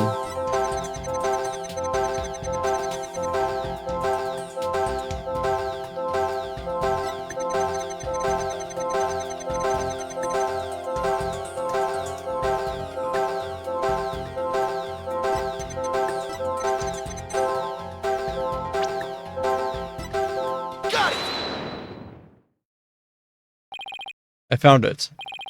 I found the one emotion you're truly feeling. What? Hidden in the middle of that chaotic storm, I saw one emotion that just never disappeared. We talked about the moon rock. You felt a fear that wouldn't fade. Fear, huh? Huh. A fear that a man without hardly emotion feels, huh? And it was a response from that to that moon rock. Detective Fulbright, I presume you feel fear concerning the moon rock because your identity will be revealed? Of course. That's it. Enough, Fulbright. Just tell us the Phantom's true identity. I don't know. He's very careful to hide it. He has top secret information for all kinds of corporations and countries. So there's a number of organizations that want him dead. If people believed I was the Phantom, I could be killed on the spot. Why, I bet even now. There are assassins lurking nearby. This case is about the Phantom, after all. Detective Fulbright, I think I know why you would feel afraid. You're afraid that the moon rock will somehow reveal your identity. If his identity were revealed, he'd be killed immediately. That's certainly enough to make even the Phantom feel afraid. Me afraid? I don't know what you're talking about. So there really is something about the moon rock that would reveal his identity. Apparently so. Wait a minute. Maybe the Phantom didn't so much to steal the moon rock. Or more like he had to take it with him. But because there was something on it that would reveal his true identity.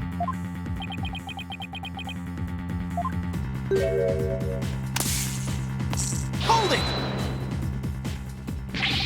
Where do you think you're going? Me? I'm not going anywhere.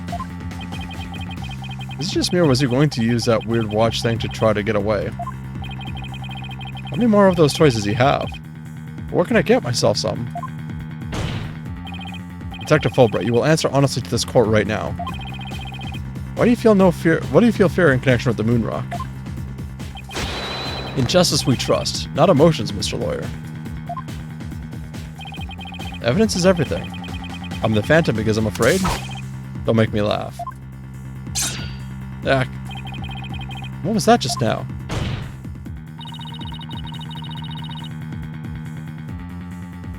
I bet you it's like a metal wire or something powerful. But all human beings have hearts and experience emotions. Something analyzing a case from the psychological perspective is the best way to find the truth. Eek!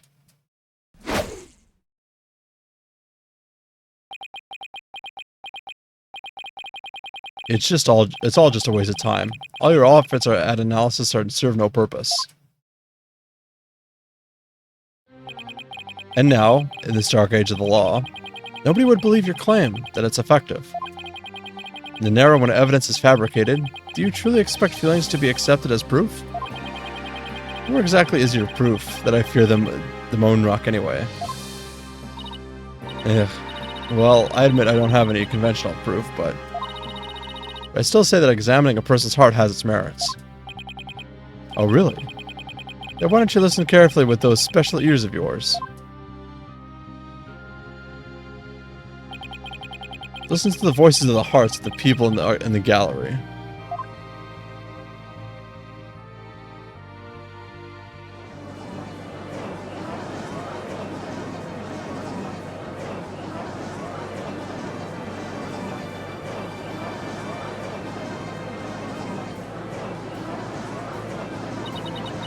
All I hear is distrust.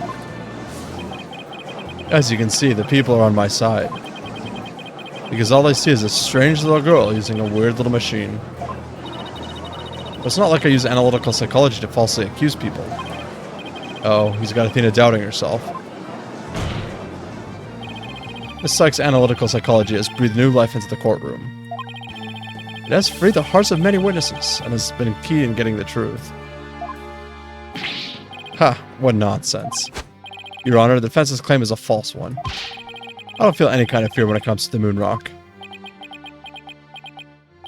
I see. Very well, I will give the opinion of this court. In a trial, I don't feel that a person's emotions are quite as compelling as actual evidence is. But, Your Honor... Yeah. There, you see? Nobody believes in your trumped-up charges. However, I do believe Miss Sykes' analyses can contribute to making the truth clear. I've seen her do this firsthand several times already. Surely you jest. So does this mean you will accept my findings in this trial, Your Honor?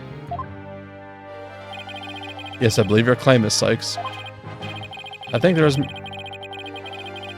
merit in examining why the witness feels fear in regard to the moon rock.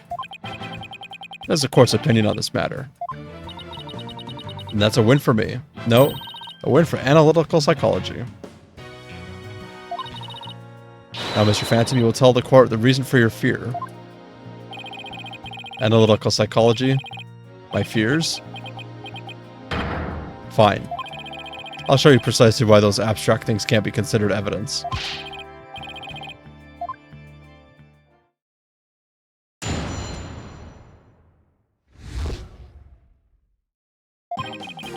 I felt fear when I thought about Moonrock because it reminded me of the Phantom. So I'm very afraid of him because he took my family hostage. What reason would the Phantom have to... What reason would the Phantom have to be afraid of the Moonrock? None at all.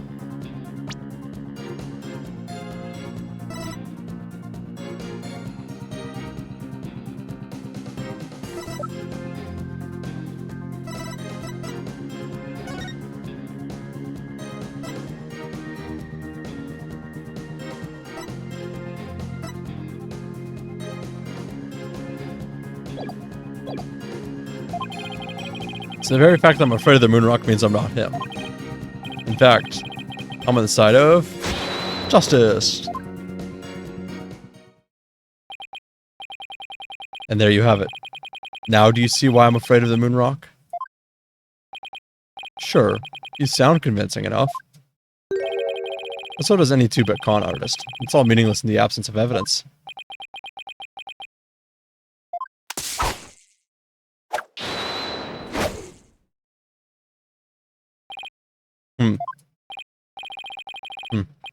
The Phantom is like the mist. No flesh, no bones. My sword alone cannot cut it. Right, Dono?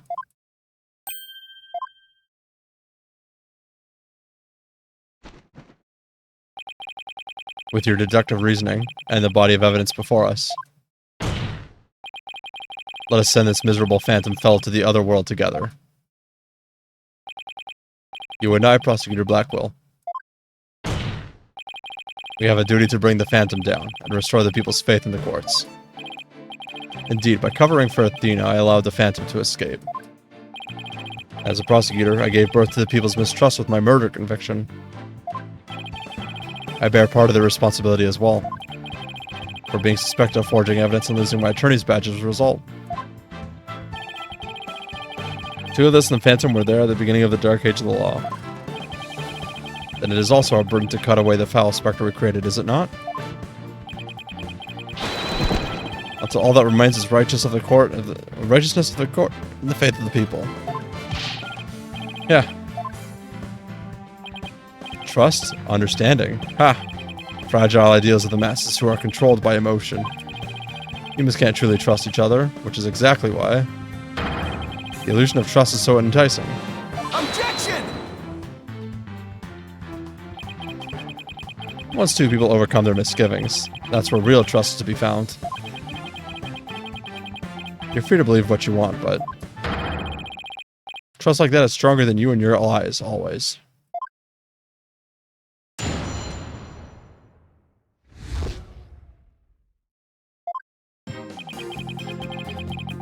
I felt fear when I thought about the moon rock because it reminded me of the Phantom. It only reminded you of the Phantom. Don't make me laugh. You are the Phantom. Evidence is everything in a court of law.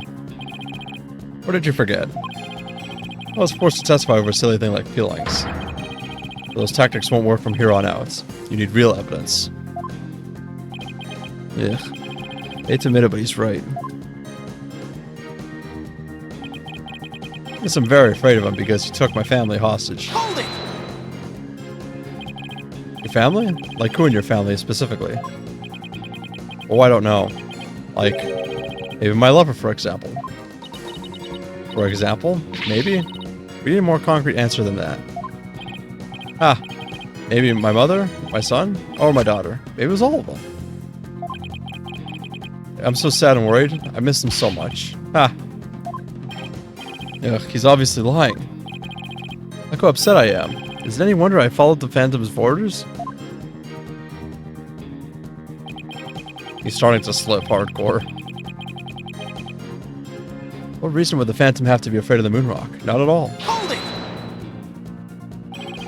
You can't think of a single reason that the Phantom might be afraid of the rock? I thought the Phantom wasn't even supposed to have any feelings. How could someone like me with my wealth of emotions be expected to understand the guy? The Phantom, a person with very few emotions. Only be afraid of something really big. Like his cover getting blown big. I'm willing to bet that the moon rock has something to do with his identity, but what? Maybe the Phantom's fingerprints are on the rock? The fingerprints can be wiped off. Then maybe he wanted the rock so bad he literally drooled on it and left his DNA. We're dealing with a spy here, Athena, not a slob. True. Maybe the DNA part isn't too far off. Huh? Something unexpected happened to him during the incident 7 years ago.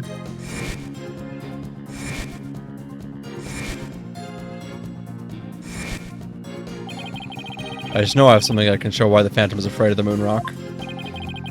I'll just continue with my testimony while you're pondering then, if you don't mind.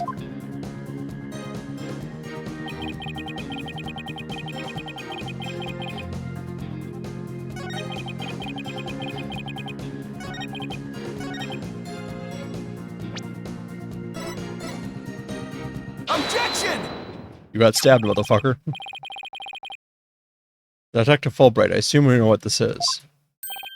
Of course, that's the knife the Phantom used to kill Clay Terran. That's right. And the exact same type of knife Miss Sykes used 7 years ago when she stabbed the Phantom's hand. Yes, that was discussed earlier, as I recall. You dodged at first, so I only got as close. But I tried again. And this time you got him, didn't you? I did. I remember it clearly now. The knife went into the back of his hand. Miss Sykes then stated that she remembers the culprit bleeding. It's my theory that the culprit's blood got on the moon rock, and was afraid that if the blood was analyzed, his true identity would be revealed. That explains why the Phantom had to remove the moon rock from this crime scene. I mean, if we ran the analysis now, we know who the Phantom is? Ah, yes, I suppose so. But unfortunately, the moon rock in question is missing. That may be so, but I'm certain I can explain what happened to it in great detail. You can? Of course. Not. You don't actually expect us to believe that, do you? Because you don't fool me. What this court needs is a full bully-free zone. The infamous Sword of the Beguiling Bluff. Its edge is without compare. Come now, ready it with me, and show us just how finely it cuts. Your Honor, this is an outrage. Oh. I mean, this is an outrage? Ah. Go on, right, Dono? Let's start with something that's been bothering me for a while. The culprit supposedly removed the moon rock from the lab. But this video of him, it's nowhere to be seen. Oh, you're right. But here's something to consider. What if Phantom hid the moon rock somewhere at the scene of the crime? Good thinking, boss. Security was super tight at the Space Center back then. All that in spite of the Space Center having very strict security in those days. All personnel effects will examined thoroughly coming or going. Could even smuggle a withered old leaf through those checkpoints. Does this mean that the moon rock is still somewhere in the Space Center? In the name of justice, I proclaim that's impossible. And why is that? The Space Center was searched from top to bottom, and especially the lab. But the moon rock was never found. How could I forget about that? A sad but true fact, we still haven't a grasp on how it was done. The Phantom made the moon rock vanish into the ether. There's no way it just disappeared. Logic and evidence tell us otherwise. Phantom didn't have the moon rock on him when he left the lab. Yet a thorough police search didn't turn up anything. And it never turned up in the 7 years after that either. Phantom made the rock disappear without physically removing it himself. But how? There must have been a way. Think, Phoenix, think.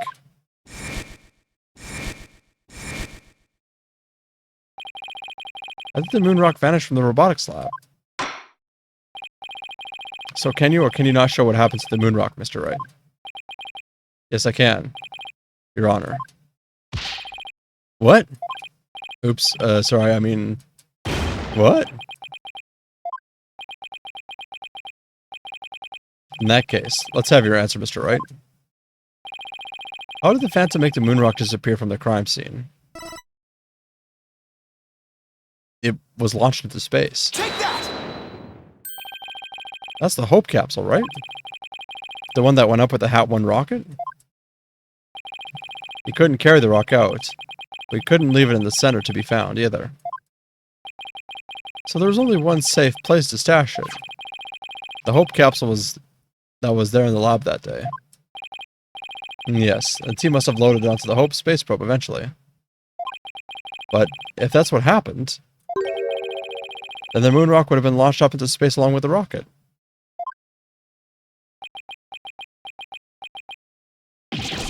Preposterous. It would mean that for these past 7 years, the moon rock was... Exactly. The Phantom got rid of the moon rock in the most cosmic way he knew how.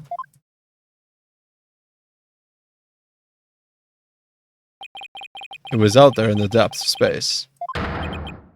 Aboard the Hope space probe. What?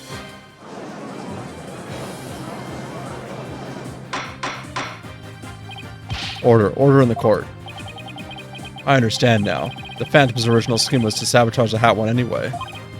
The villain used his primary objective to conveniently kill 2 birds with 1 stone.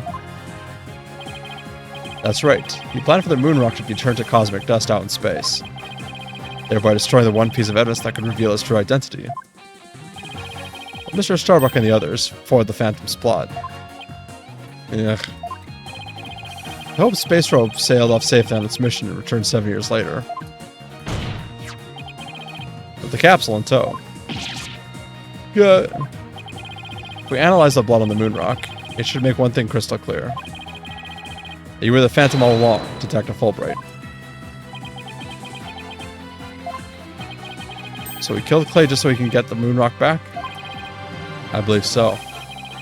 His original assignment may have been to sabotage the hat too, but at the same time, he also had to retrieve the evidence of his crime 7 years ago. That's why he went to the boarding lounge. He attacked Clay as he made his escape out of the rocket with the capsule. In the end, it was all so he could do just to escape himself, so he couldn't get the capsule. He must have done everything he could to stop Fulbright. Probably hung onto the capsule for all he was worth until his very last breath. Oh, this is so funny. You make me laugh. You really do. Boy, he's totally out of whack now. It's game over for you, Detective Fulbright. Why don't you just admit to all it now? There's nothing to admit. I'm Bobby Fulbright. Undercover investigator, I tell you. I'm not the Phantom. The blood on the rock is just another one of his schemes. A trap. Now I'm not sure what to think. I suppose the Phantom is a spy with assault. The trap is not outside the question. Objection! But in that case, you could say anything is a trap. That's what makes a trap a trap. I've been framed into taking the blame for the Phantom. Your Honor, I believe further investigation is in order. Silence! Further investigation? While they're plotting your escape. But no more. I will bring you to justice myself if I must. Here and now. I guess it's time to show you just what I'm really capable of. Die, Simon Blackwell. Hey, you guys aren't really...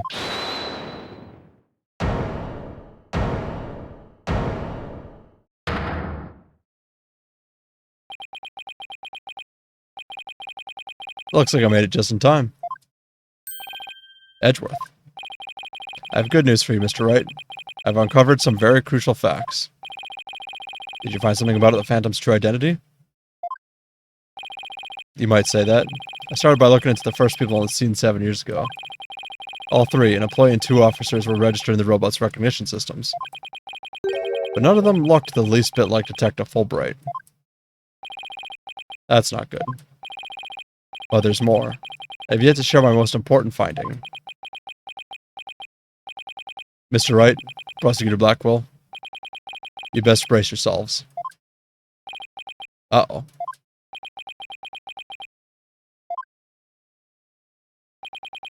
The man you see there before you, Bobby Fulbright, is already long dead. Huh? What's that supposed to mean? An unidentified body that was found a year ago has now been proven to possess Bobby Fulbright's fingerprints. And does this mean... Yes, that man there is an imposter, pretending to be Bobby Fulbright. An imposter? Then this man... Who in the world is he? Enough of your trickery. If you will not reveal yourself to us, then I shall do it for you.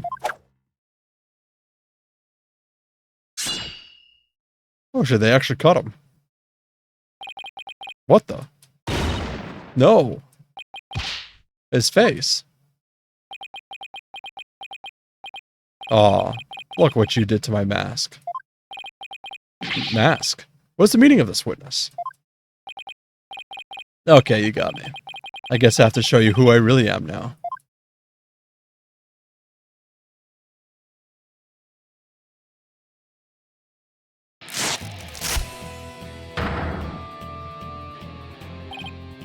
Wait, but that's... Hey, Apollo. Yep, it's me, Solomon Starbuck. Mr. Starbuck, but that can't be right. You can't really be the Phantom, can you? Silence! Of course not. The real Starbuck was aboard the Hat 1, which was said to be destroyed. Yeah, this is just another mask. I mean, didn't I tell you? I'm an undercover investigator. I can change identities at will. I can be anyone I want. Objection! Not so fast. I have the Phantom Psych profile right here. If you compile a Psych profile on you, compare the results. It'll prove that you're the Phantom.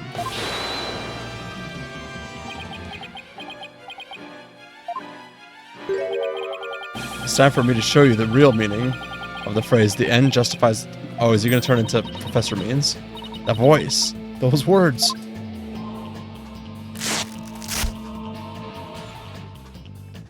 I cannot accept such evidence here, Miss Sykes. Professor Means. This mask. I'll take what I want by any means necessary. Now give me that evidence. Huh?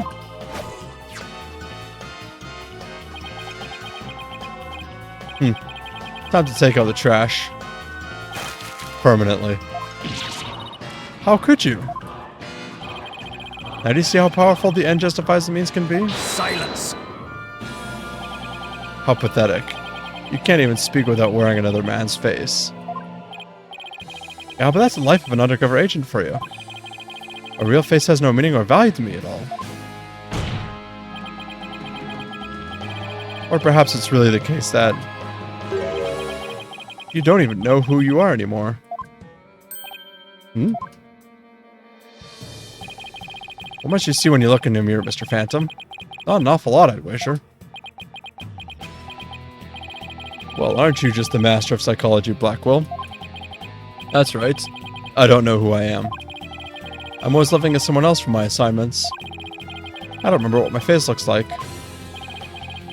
Or even what my personality was like. My face, memories, personality, beliefs, emotions, and soul. I left them all behind. I have no self. I am no one. I am nothing but an endless abyss. What's with this guy? Is he even still human? And now we resume with you the lesson, Professor Wright. Oh, huh? I believe you made this argument earlier. If you were to analyze the blood on the moon rock, you could prove that I am the Phantom. I believe there was blood on the moon rock in that capsule. Now that we know you aren't even Bobby Fulbright, your claims of Phantom Trap won't work anymore. Then why don't you bring this moon rock in? This decisive evidence from the Hope capsule. I think it will do just that. Get ready, because the Hope capsule is about to seal your fate. Fuck! It was the courtroom bombing from the other day. The capsule was there in the courtroom as evidence, and was blown to smithereens. It looks like you have finally caught on. Full marks for the defense for effort. What a shame your hope was lost in that courtroom explosion. So that's the real reason this courtroom is blown up. It was all for the Phantom to destroy that one piece of evidence. Can't believe it. Have we really reached a dead end after coming all this way? Has the only evidence we have on this guy really been destroyed? How dare you continue to call me the Phantom? As I've said all along, I'm just a nameless undercover agent. Objection! And the defense will continue to assert that you are the Phantom. Furthermore, we have proof. Or at least a prayer. I'm afraid that won't do, Mr. Wright. At least put some weight behind your swing right, Dono. I know, I'm trying. There's only one thing that can unmask this menace, the moon rock. But that was blown to bits in the courtroom bombing. And is it really gone without a trace? What if some tiny parts, some little fragments still exist? Yes, and you can see that they had stolen moon rock there too. Strange black and yellow thing on the left side of the picture? Very well, Mr. Wright, let's hear proof. What evidence will finally prove the Phantom's identity? The first and the last. Take that! Isn't that the bomb that blew up the courtroom? And the moon rock along with it? Are you saying this will reveal the Phantom's identity? Yes, Your Honor. Focus your attention on this photo taken after the bombing, specifically right here. Take that! Please take a look at this newspaper article. This article about the hat one. Please note the strange black and yellow rock there on the left. That's the moon rock. And when we look at this photo of the bomb fragments, see how there's a rock-like object with the same coloration? Oh my, yes, I see it. It would seem that the moon rock was much more durable than the Phantom thought. If we took a look at all the fragments that the police found, we'll likely find one with blood. And DNA testing on that blood will prove that the witness is indeed the Phantom. Unbelievable. But that's impossible. Surprised to be sure. That's one bloody tough rock. Let's have the fragments tested straight away. Oh, and you'll be having a DNA test too, fool bright. Bailiff, contact the police department immediately and order the testing.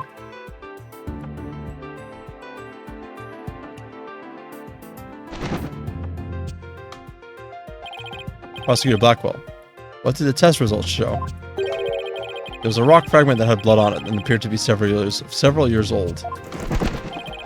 DNA testing revealed. Well, I'm sure you know full well what it revealed. They confirmed it was the witness's blood, didn't they? There's no use in trying to talk your way out of it anymore. A minute, you are the Phantom. Objection! What? Huh?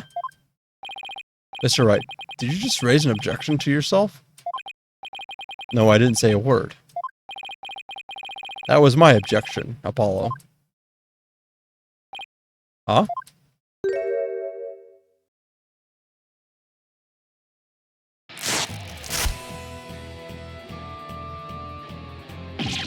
Why? It was a pretty good objection, too. Don't you think? Now he's me? So, did you have an objection or not, Mr. Wright? Huh? Oh, no. Not really, Your Honor. No, not you, Mr. Wright. I mean, the witness, Mr. Wright. Could this trial get any more insane? Mr. Wright, this fragment of rock in the photograph, and those just like it. How can you be sure that they're pieces of the same moon rock that was at the robotics lab? Care to explain what you mean? Well, there may have been a rock or two in the courtroom that had my blood on it. But how do you know that they're not just rocks? You can't prove that they're the moon rock, right? Objection! Don't be absurd. Just compare the fragments of the rock in the newspaper article. Anybody can see that it's the same. They have the exact same coloration. Objection! But maybe some other rock with the same coloration happens to be in the courtroom. It's highly unlikely a rock with such a unique appearance just happened to be there. But you can't deny it's a possibility. Objection! But your blood was found on one of the fragments. Apollo, there's nothing suspicious about my blood being on a piece of rock. Then why not? I know it sounds like an excuse, but several years ago I tripped and fell in this very courtroom and was hurt pretty badly. Maybe that's how my blood found its way onto a piece of rubble. Even he must realize how ridiculous that sounds. And yet, I suppose it's not completely out of the question. I see you're starting to sweat, Mr. Wright. I thought that the worst of times were when lawyers had to force their biggest smiles. You're the last person I want to hear that from. Well, then why don't we get those fragments analyzed? We can ask an expert to verify whether they were from the moon rock in the robotics lab or not. I'm sorry, but I'm afraid that just isn't going to be possible. And why not? In order to prove that the fragments are from what you say they are from, you need a sample of the moon rock from 7 years ago to compare it with. But that moon rock just doesn't exist anymore. And there's no sample data left either. So you see, short of going back in time, there's no way to prove that any of the fragments are from that moon rock. Oh, no!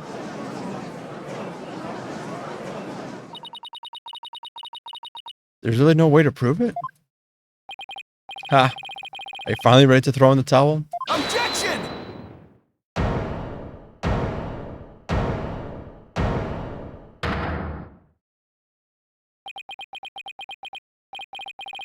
So the moon rock doesn't exist anymore, huh? That's right. It's such a valuable rock too. A shame, really. But it's lost to us forever. He's wrong. It's not completely lost. There's another piece of it, right here by our side.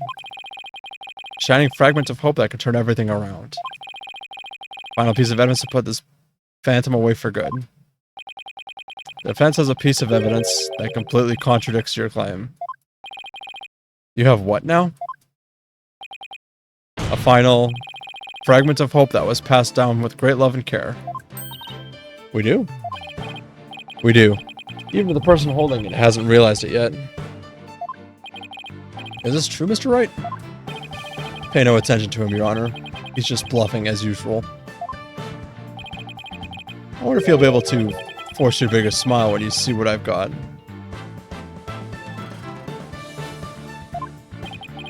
Try me. A piece of evidence that shows the original moon rock isn't completely lost as this.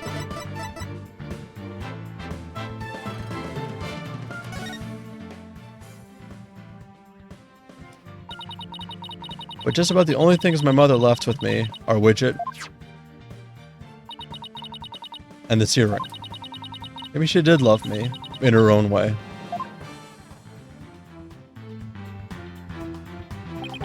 Athena, you may not know it, but your mother left with you a very important piece of evidence. She did? You're bluffing. You don't have anything of the kind. Oh, but we do. Evidence that will finally corner you. Because we have a moon rock of our own. Yeah. Oh! You mean? Exactly. A gift Dr. Sykes left her daughter. An item Athena has cherished and worn all these years. As distant as Dr. Sykes may have been for seemed to her daughter, that fragment of her love.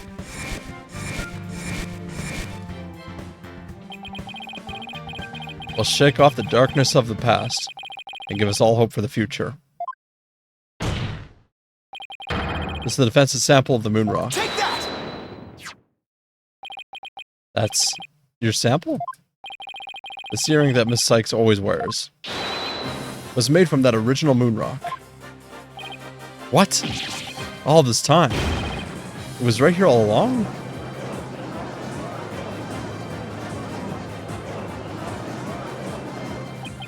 No. It can't be. The composition of the bombed fragments in the earring are found to be a match, and will prove beyond the shadow of a doubt the origin of the fragment in this photo. And since the test results show that the blood on the fragments was yours, this means that the identity you tried so hard to hide will finally be revealed. The identity I tried to hide? I don't have an identity to hide. I may not have Athena's ears, but now, even I hear the fear in your voice. The fear? I don't feel fear. I left all of my emotions behind years ago. Objection! Every human being feels fear. You simply can't face emotions inside you. You can't face it because you have nothing. No love, no trust. And I suppose you do. I didn't have anybody to support me at first either. I couldn't face the fear inside me, couldn't get over the trauma of my past. Like I said, I don't feel fear. Objection! Then you're just a coward for running away from yourself. When I had my doubts about Miss Sykes, I felt like I would collapse under the weight. But I wanted to trust her. And I never could trust Mr. Wright to uncover the truth. That's why I was able to face my suspicions without hesitation. Running away from myself? How can I run from myself? When there's nothing inside. Nothing at all. Objection! I know it's hard for someone as unwilling to trust others as you to understand. But people have emotions. It's just a fact of life. And so, people can be weak at times. But that's exactly why people need to trust one another. Hold on. So they can gain the strength to face themselves when things are at their bleakest. Without trust in others, how can you ever hope to face your fears? Avimo. Yeah, I am winning. I just fucking cornered this asshole. The fear inside of me. Is this... No.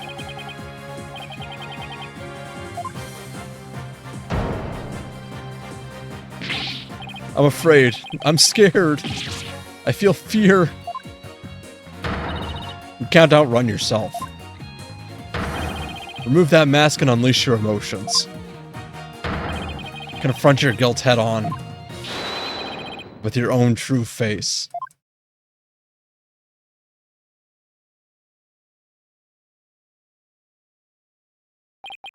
My own true face. No, please don't. I know you're here. Where are you? See? I haven't revealed anything yet. Honest.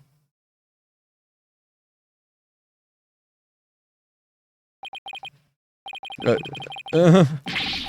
own true face. I don't have one. My face.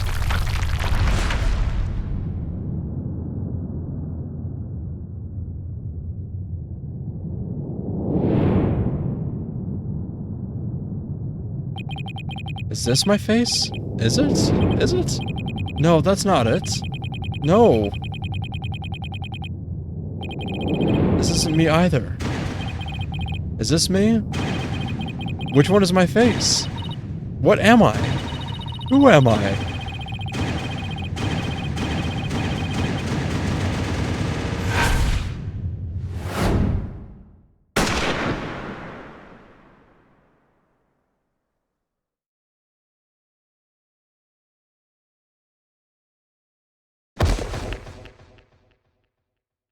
Oh shit.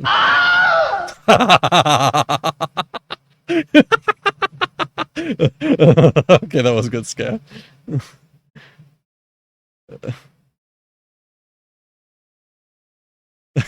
Thank you so much for that. Hope you've been well, bud.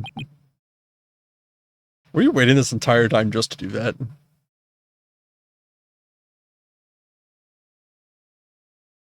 A sniper attack in this very courtroom. Chills me to my bones. Have you played this game before, Ska?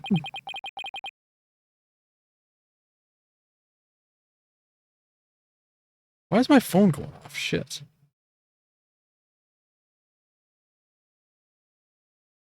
Well, like half an hour? Oh, okay. As long as you had fun.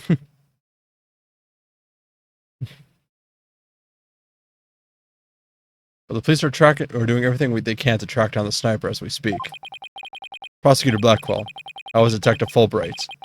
I mean, his imposter doing? He's a lucky fellow. The bullet didn't hit any vital organs. He appears to be in no danger of dying. Well, that was fortunate for all of us. The analysis of the final piece of evidence Wright Donald submitted is in. The composition of Miss Sykes' earring and the fragments of the blood on it match. We can now be certain that it was a fragment of the moon rock in question.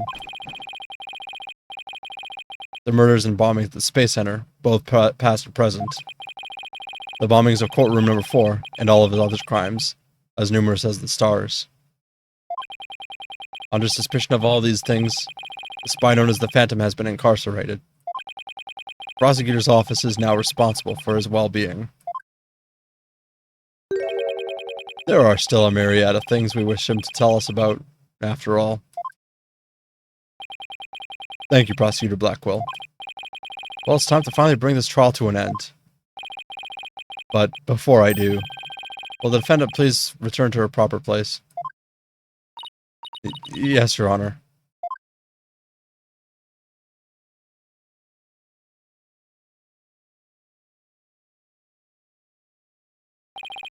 Now then, this court finds the defendant, Athena Sykes, not guilty. Yay!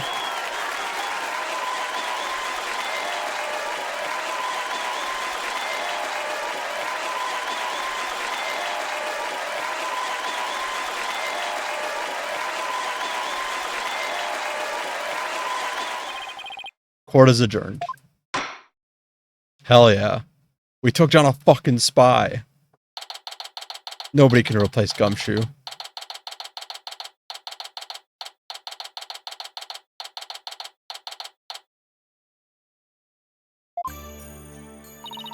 Congratulations, Mr. Nick.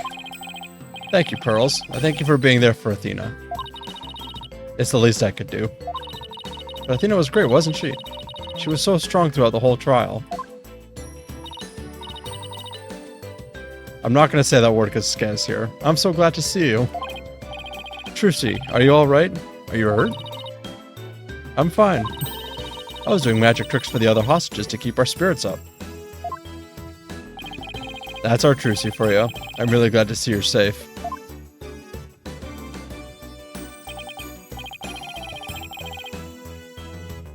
Yeah, I'm not saying it, Ska.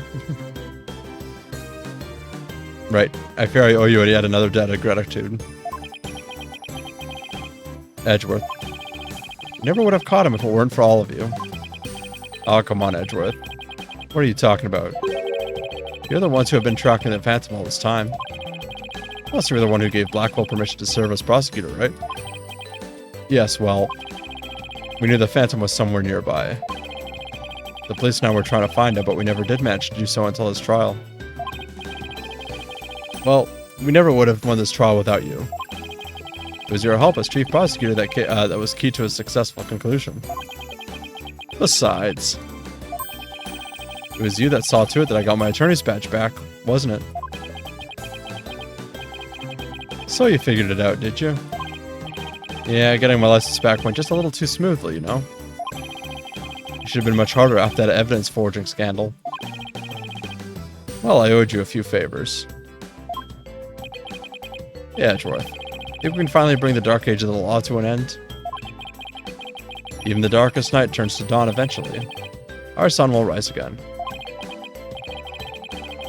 Besides, now that Prosecutor Blackwell has been cleared of all charges, a great deal of the mistrust towards the court system should have been swept away.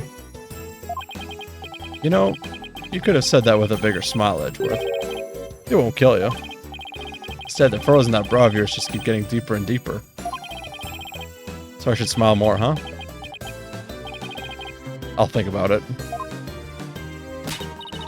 Ah, the complicated love-hate relationship between lifelong rivals. Athena. I'm forever in your debt. You went through all that trouble, even taking the bar exam while you were overseas. Well, I knew that if I didn't get your sentence overturned fast, you'd be executed. So I studied and studied. I was frantic. I'm so glad I made it in time.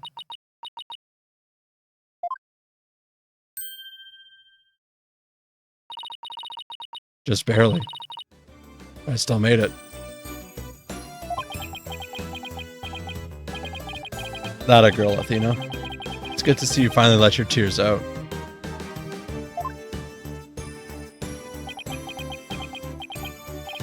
Yes, I survived by the skin of my teeth thanks to you. Shame on you, Simon, for trying to throw your life away like that. It was never my intention to just throw my life away. But some things in this world are more important than your own life. Like what? My honor-bound duty to protect with my life. My mentor's most beloved treasure. Went to new style deck box today. It came out nice and that was... You gotta toss me some pictures because I'm now that I'm gonna be joining your echelon, Vimo. I wanna see what I can make. Actually, one of my big things I kind of want to get printing, but I need to kind of model myself, is an actual snag machine from Pokemon XD.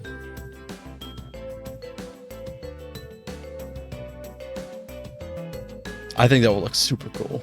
And just like have it wall mounted or something.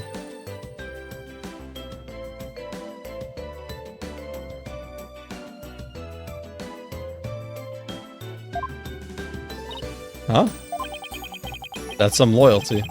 This guy really is a samurai through and through. Well, looks like we can breathe easy now. Apollo, Athena, Thank you both. It took all of us together to pull it off. You bet, boss. What a team we are, huh? It was definitely the most amazing turnabout I've ever seen. I'm a lucky guy. My office has the best, most capable lawyers around. Thanks, Mr. Wright. I'm going to work extra hard to make up for the worry I caused. Follow Justice is fine and ready to go. Let's hear it for the Write Anything Agency. You got questions, I can be sure to answer them. It's probably mostly just going to be like prep and setup. Well, nobody's going to be try harder than me, so you better watch out, Apollo. Simon is free thanks to Mr. Wright. There's so many people out there who need our help. You're right. I'll be needing you both to help them. We still have a long way to go.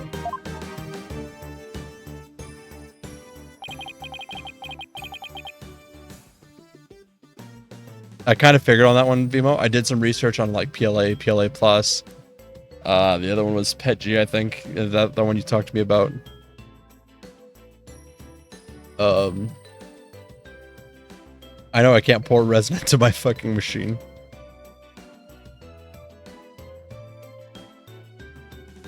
PetG is a bitch. Yeah, I don't know if my machine would even be able to handle it. We won a major victory, but the war is far from over. There are still people out there suffering under false charges who need defending. We've got a lot of work ahead of us. If we ever hope to fully bring the dark age of the law to a close. Hey, I know one thing we have to do. We have to celebrate with a bowl of piping hot noodles. Eh? Nothing like a bowl of Eldun's noodles after a trial, all on Mr. Wright's tab. That's how it works with the Write Anything Agency, right, Mr. Wright? Huh? Huh? Ah, yeah, the classic huh, and then the objection. As a boss, it is your duty to express gratitude to your people for their great work. In that case, allow me to join in the festivities. I would greatly welcome a bowl of noodles. Huh? Huh? Huh? I have an idea, Daddy. Why don't you just invite everybody involved with the case? The more the merrier, right? Oh, Mr. Nick, look how far you've come. Who knew you'd grow up to be such a generous gentleman?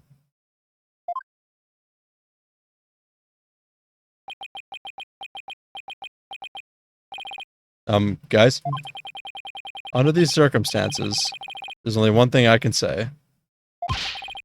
Only if I get to join in. Ain't no fair. I want to say it too. Okay. Here we go. Objection!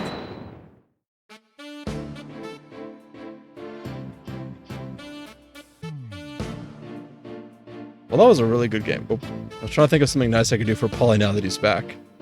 So I decided to go around and get a bunch of jobs for him to do. Find a lost cat, install an air conditioner, give a computer lesson, and find a lost item. You think I should have found him a few legal cases? Nah, it's okay. This is the Write Anything Agency after all.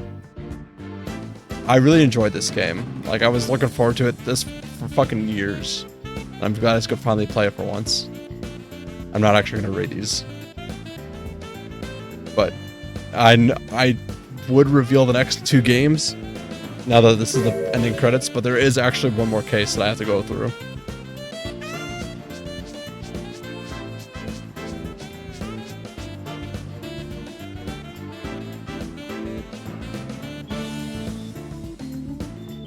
I appreciate everybody for sticking with me on this. I know I can be illiterate sometimes.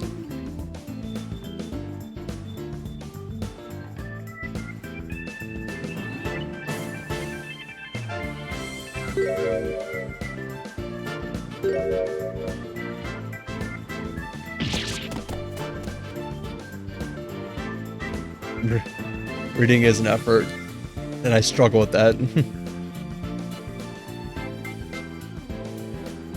But this is a really well-built game. It was kind of handholdy sometimes, but...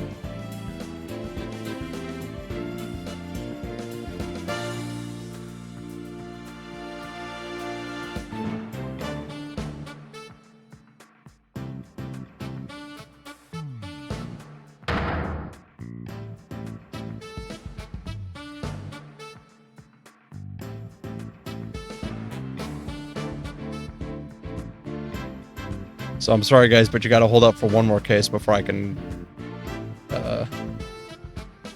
before I show you the next two games.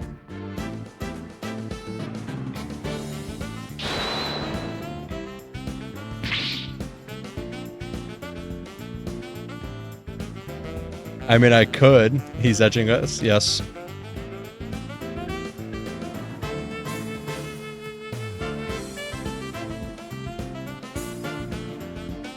Why I still don't get why she has a penis on her headband.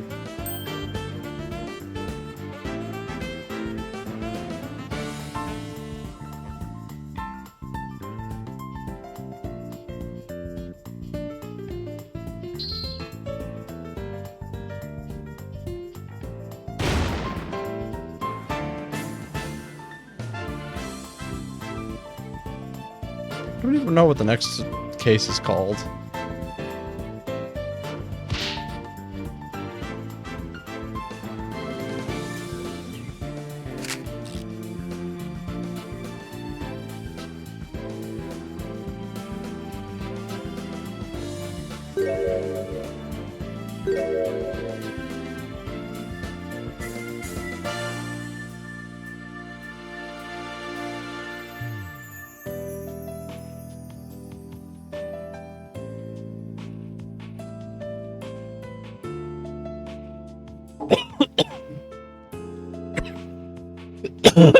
Sorry.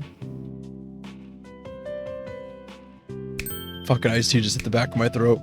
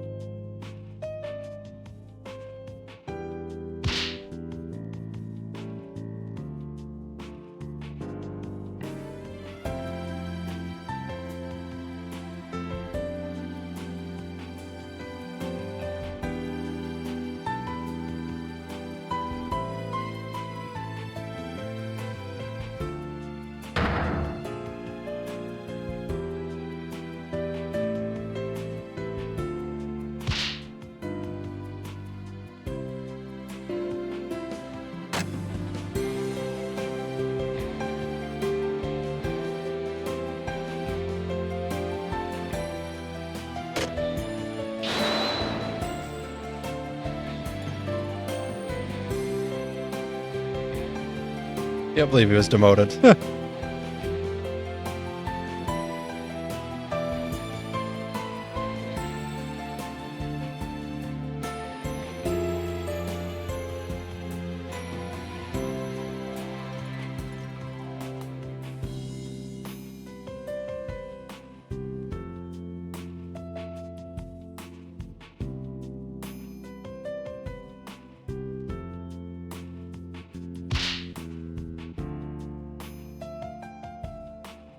Fucking creepy ass robot.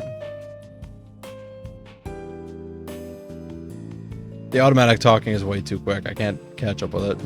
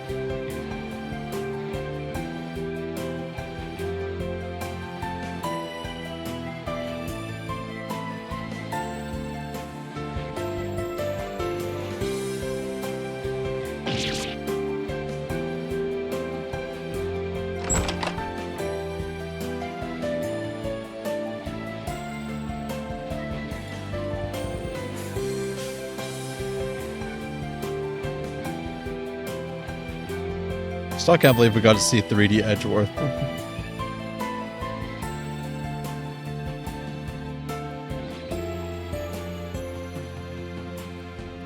I think they did a really good job remastering this game.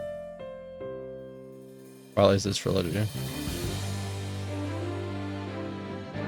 I think that's it though, with all like the side character stuff. Bones? Bones?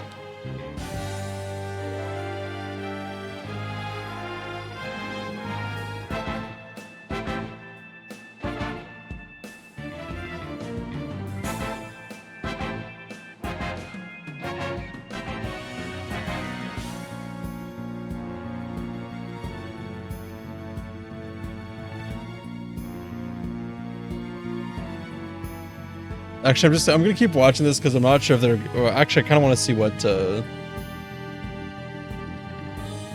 like, what the next thing is.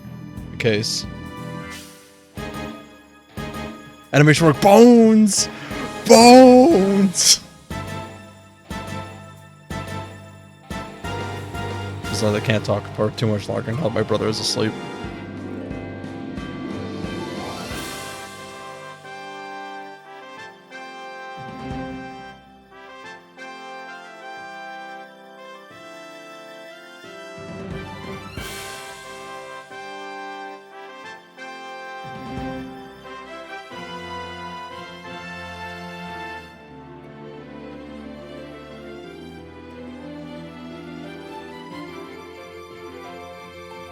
My question is, what was Juniper doing? Did Juniper give up on being a judge?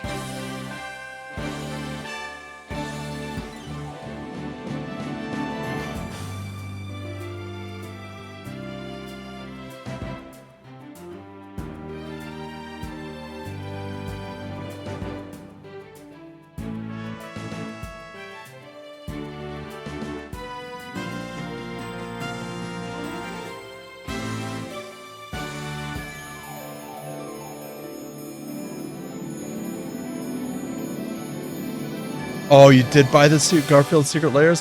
They in that area they sold out instantly.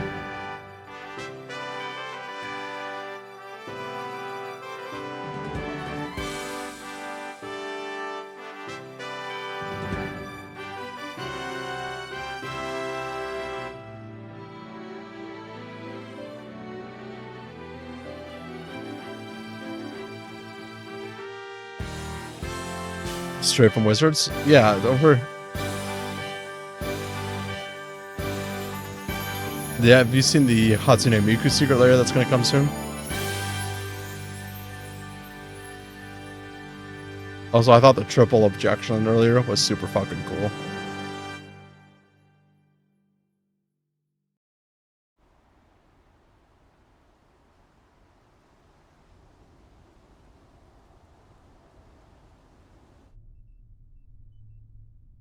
I'll be fine. I'll be fine. I'll be fine. I'll be fine. T-minus 15 seconds. 10, 9, 8, 7, 6, 5, 4, 3, 2, 1. Liftoff.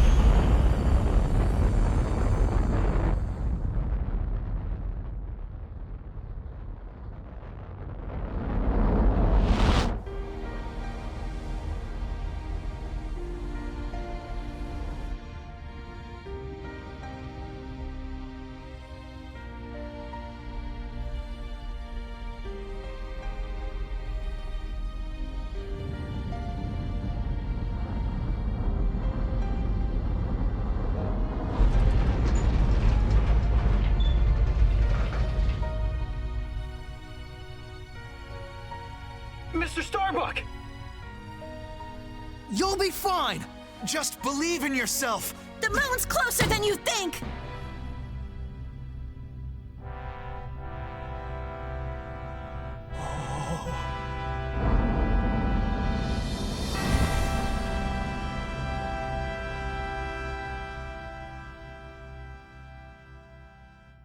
Thanks, guys. I wouldn't have made it back into space if it wasn't for you.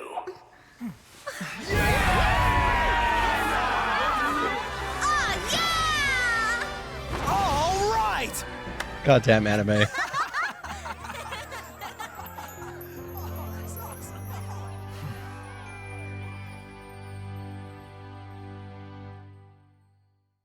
I'm glad Wright is basically just happy dad. Through the years, I've seen as much joy as heartache, honesty as deceit.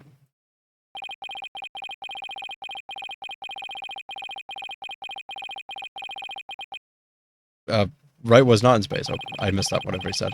I believe that hope and friendship can lift us all up towards a brighter future, or brighter tomorrow. Fuck.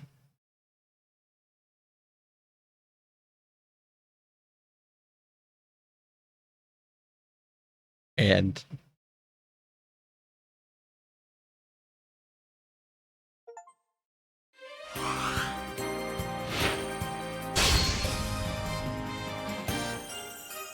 no.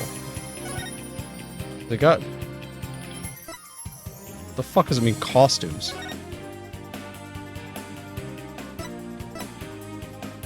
I can... Okay. This is...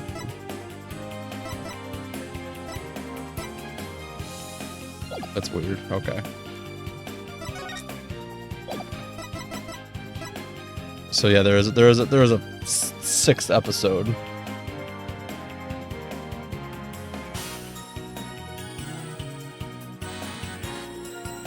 Anyhow. Now we rate out.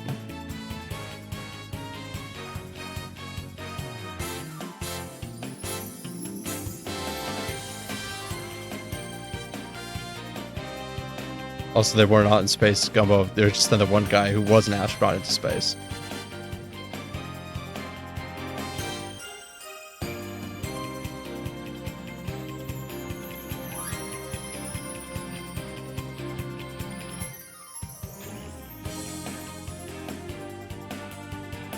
We'll read Owl.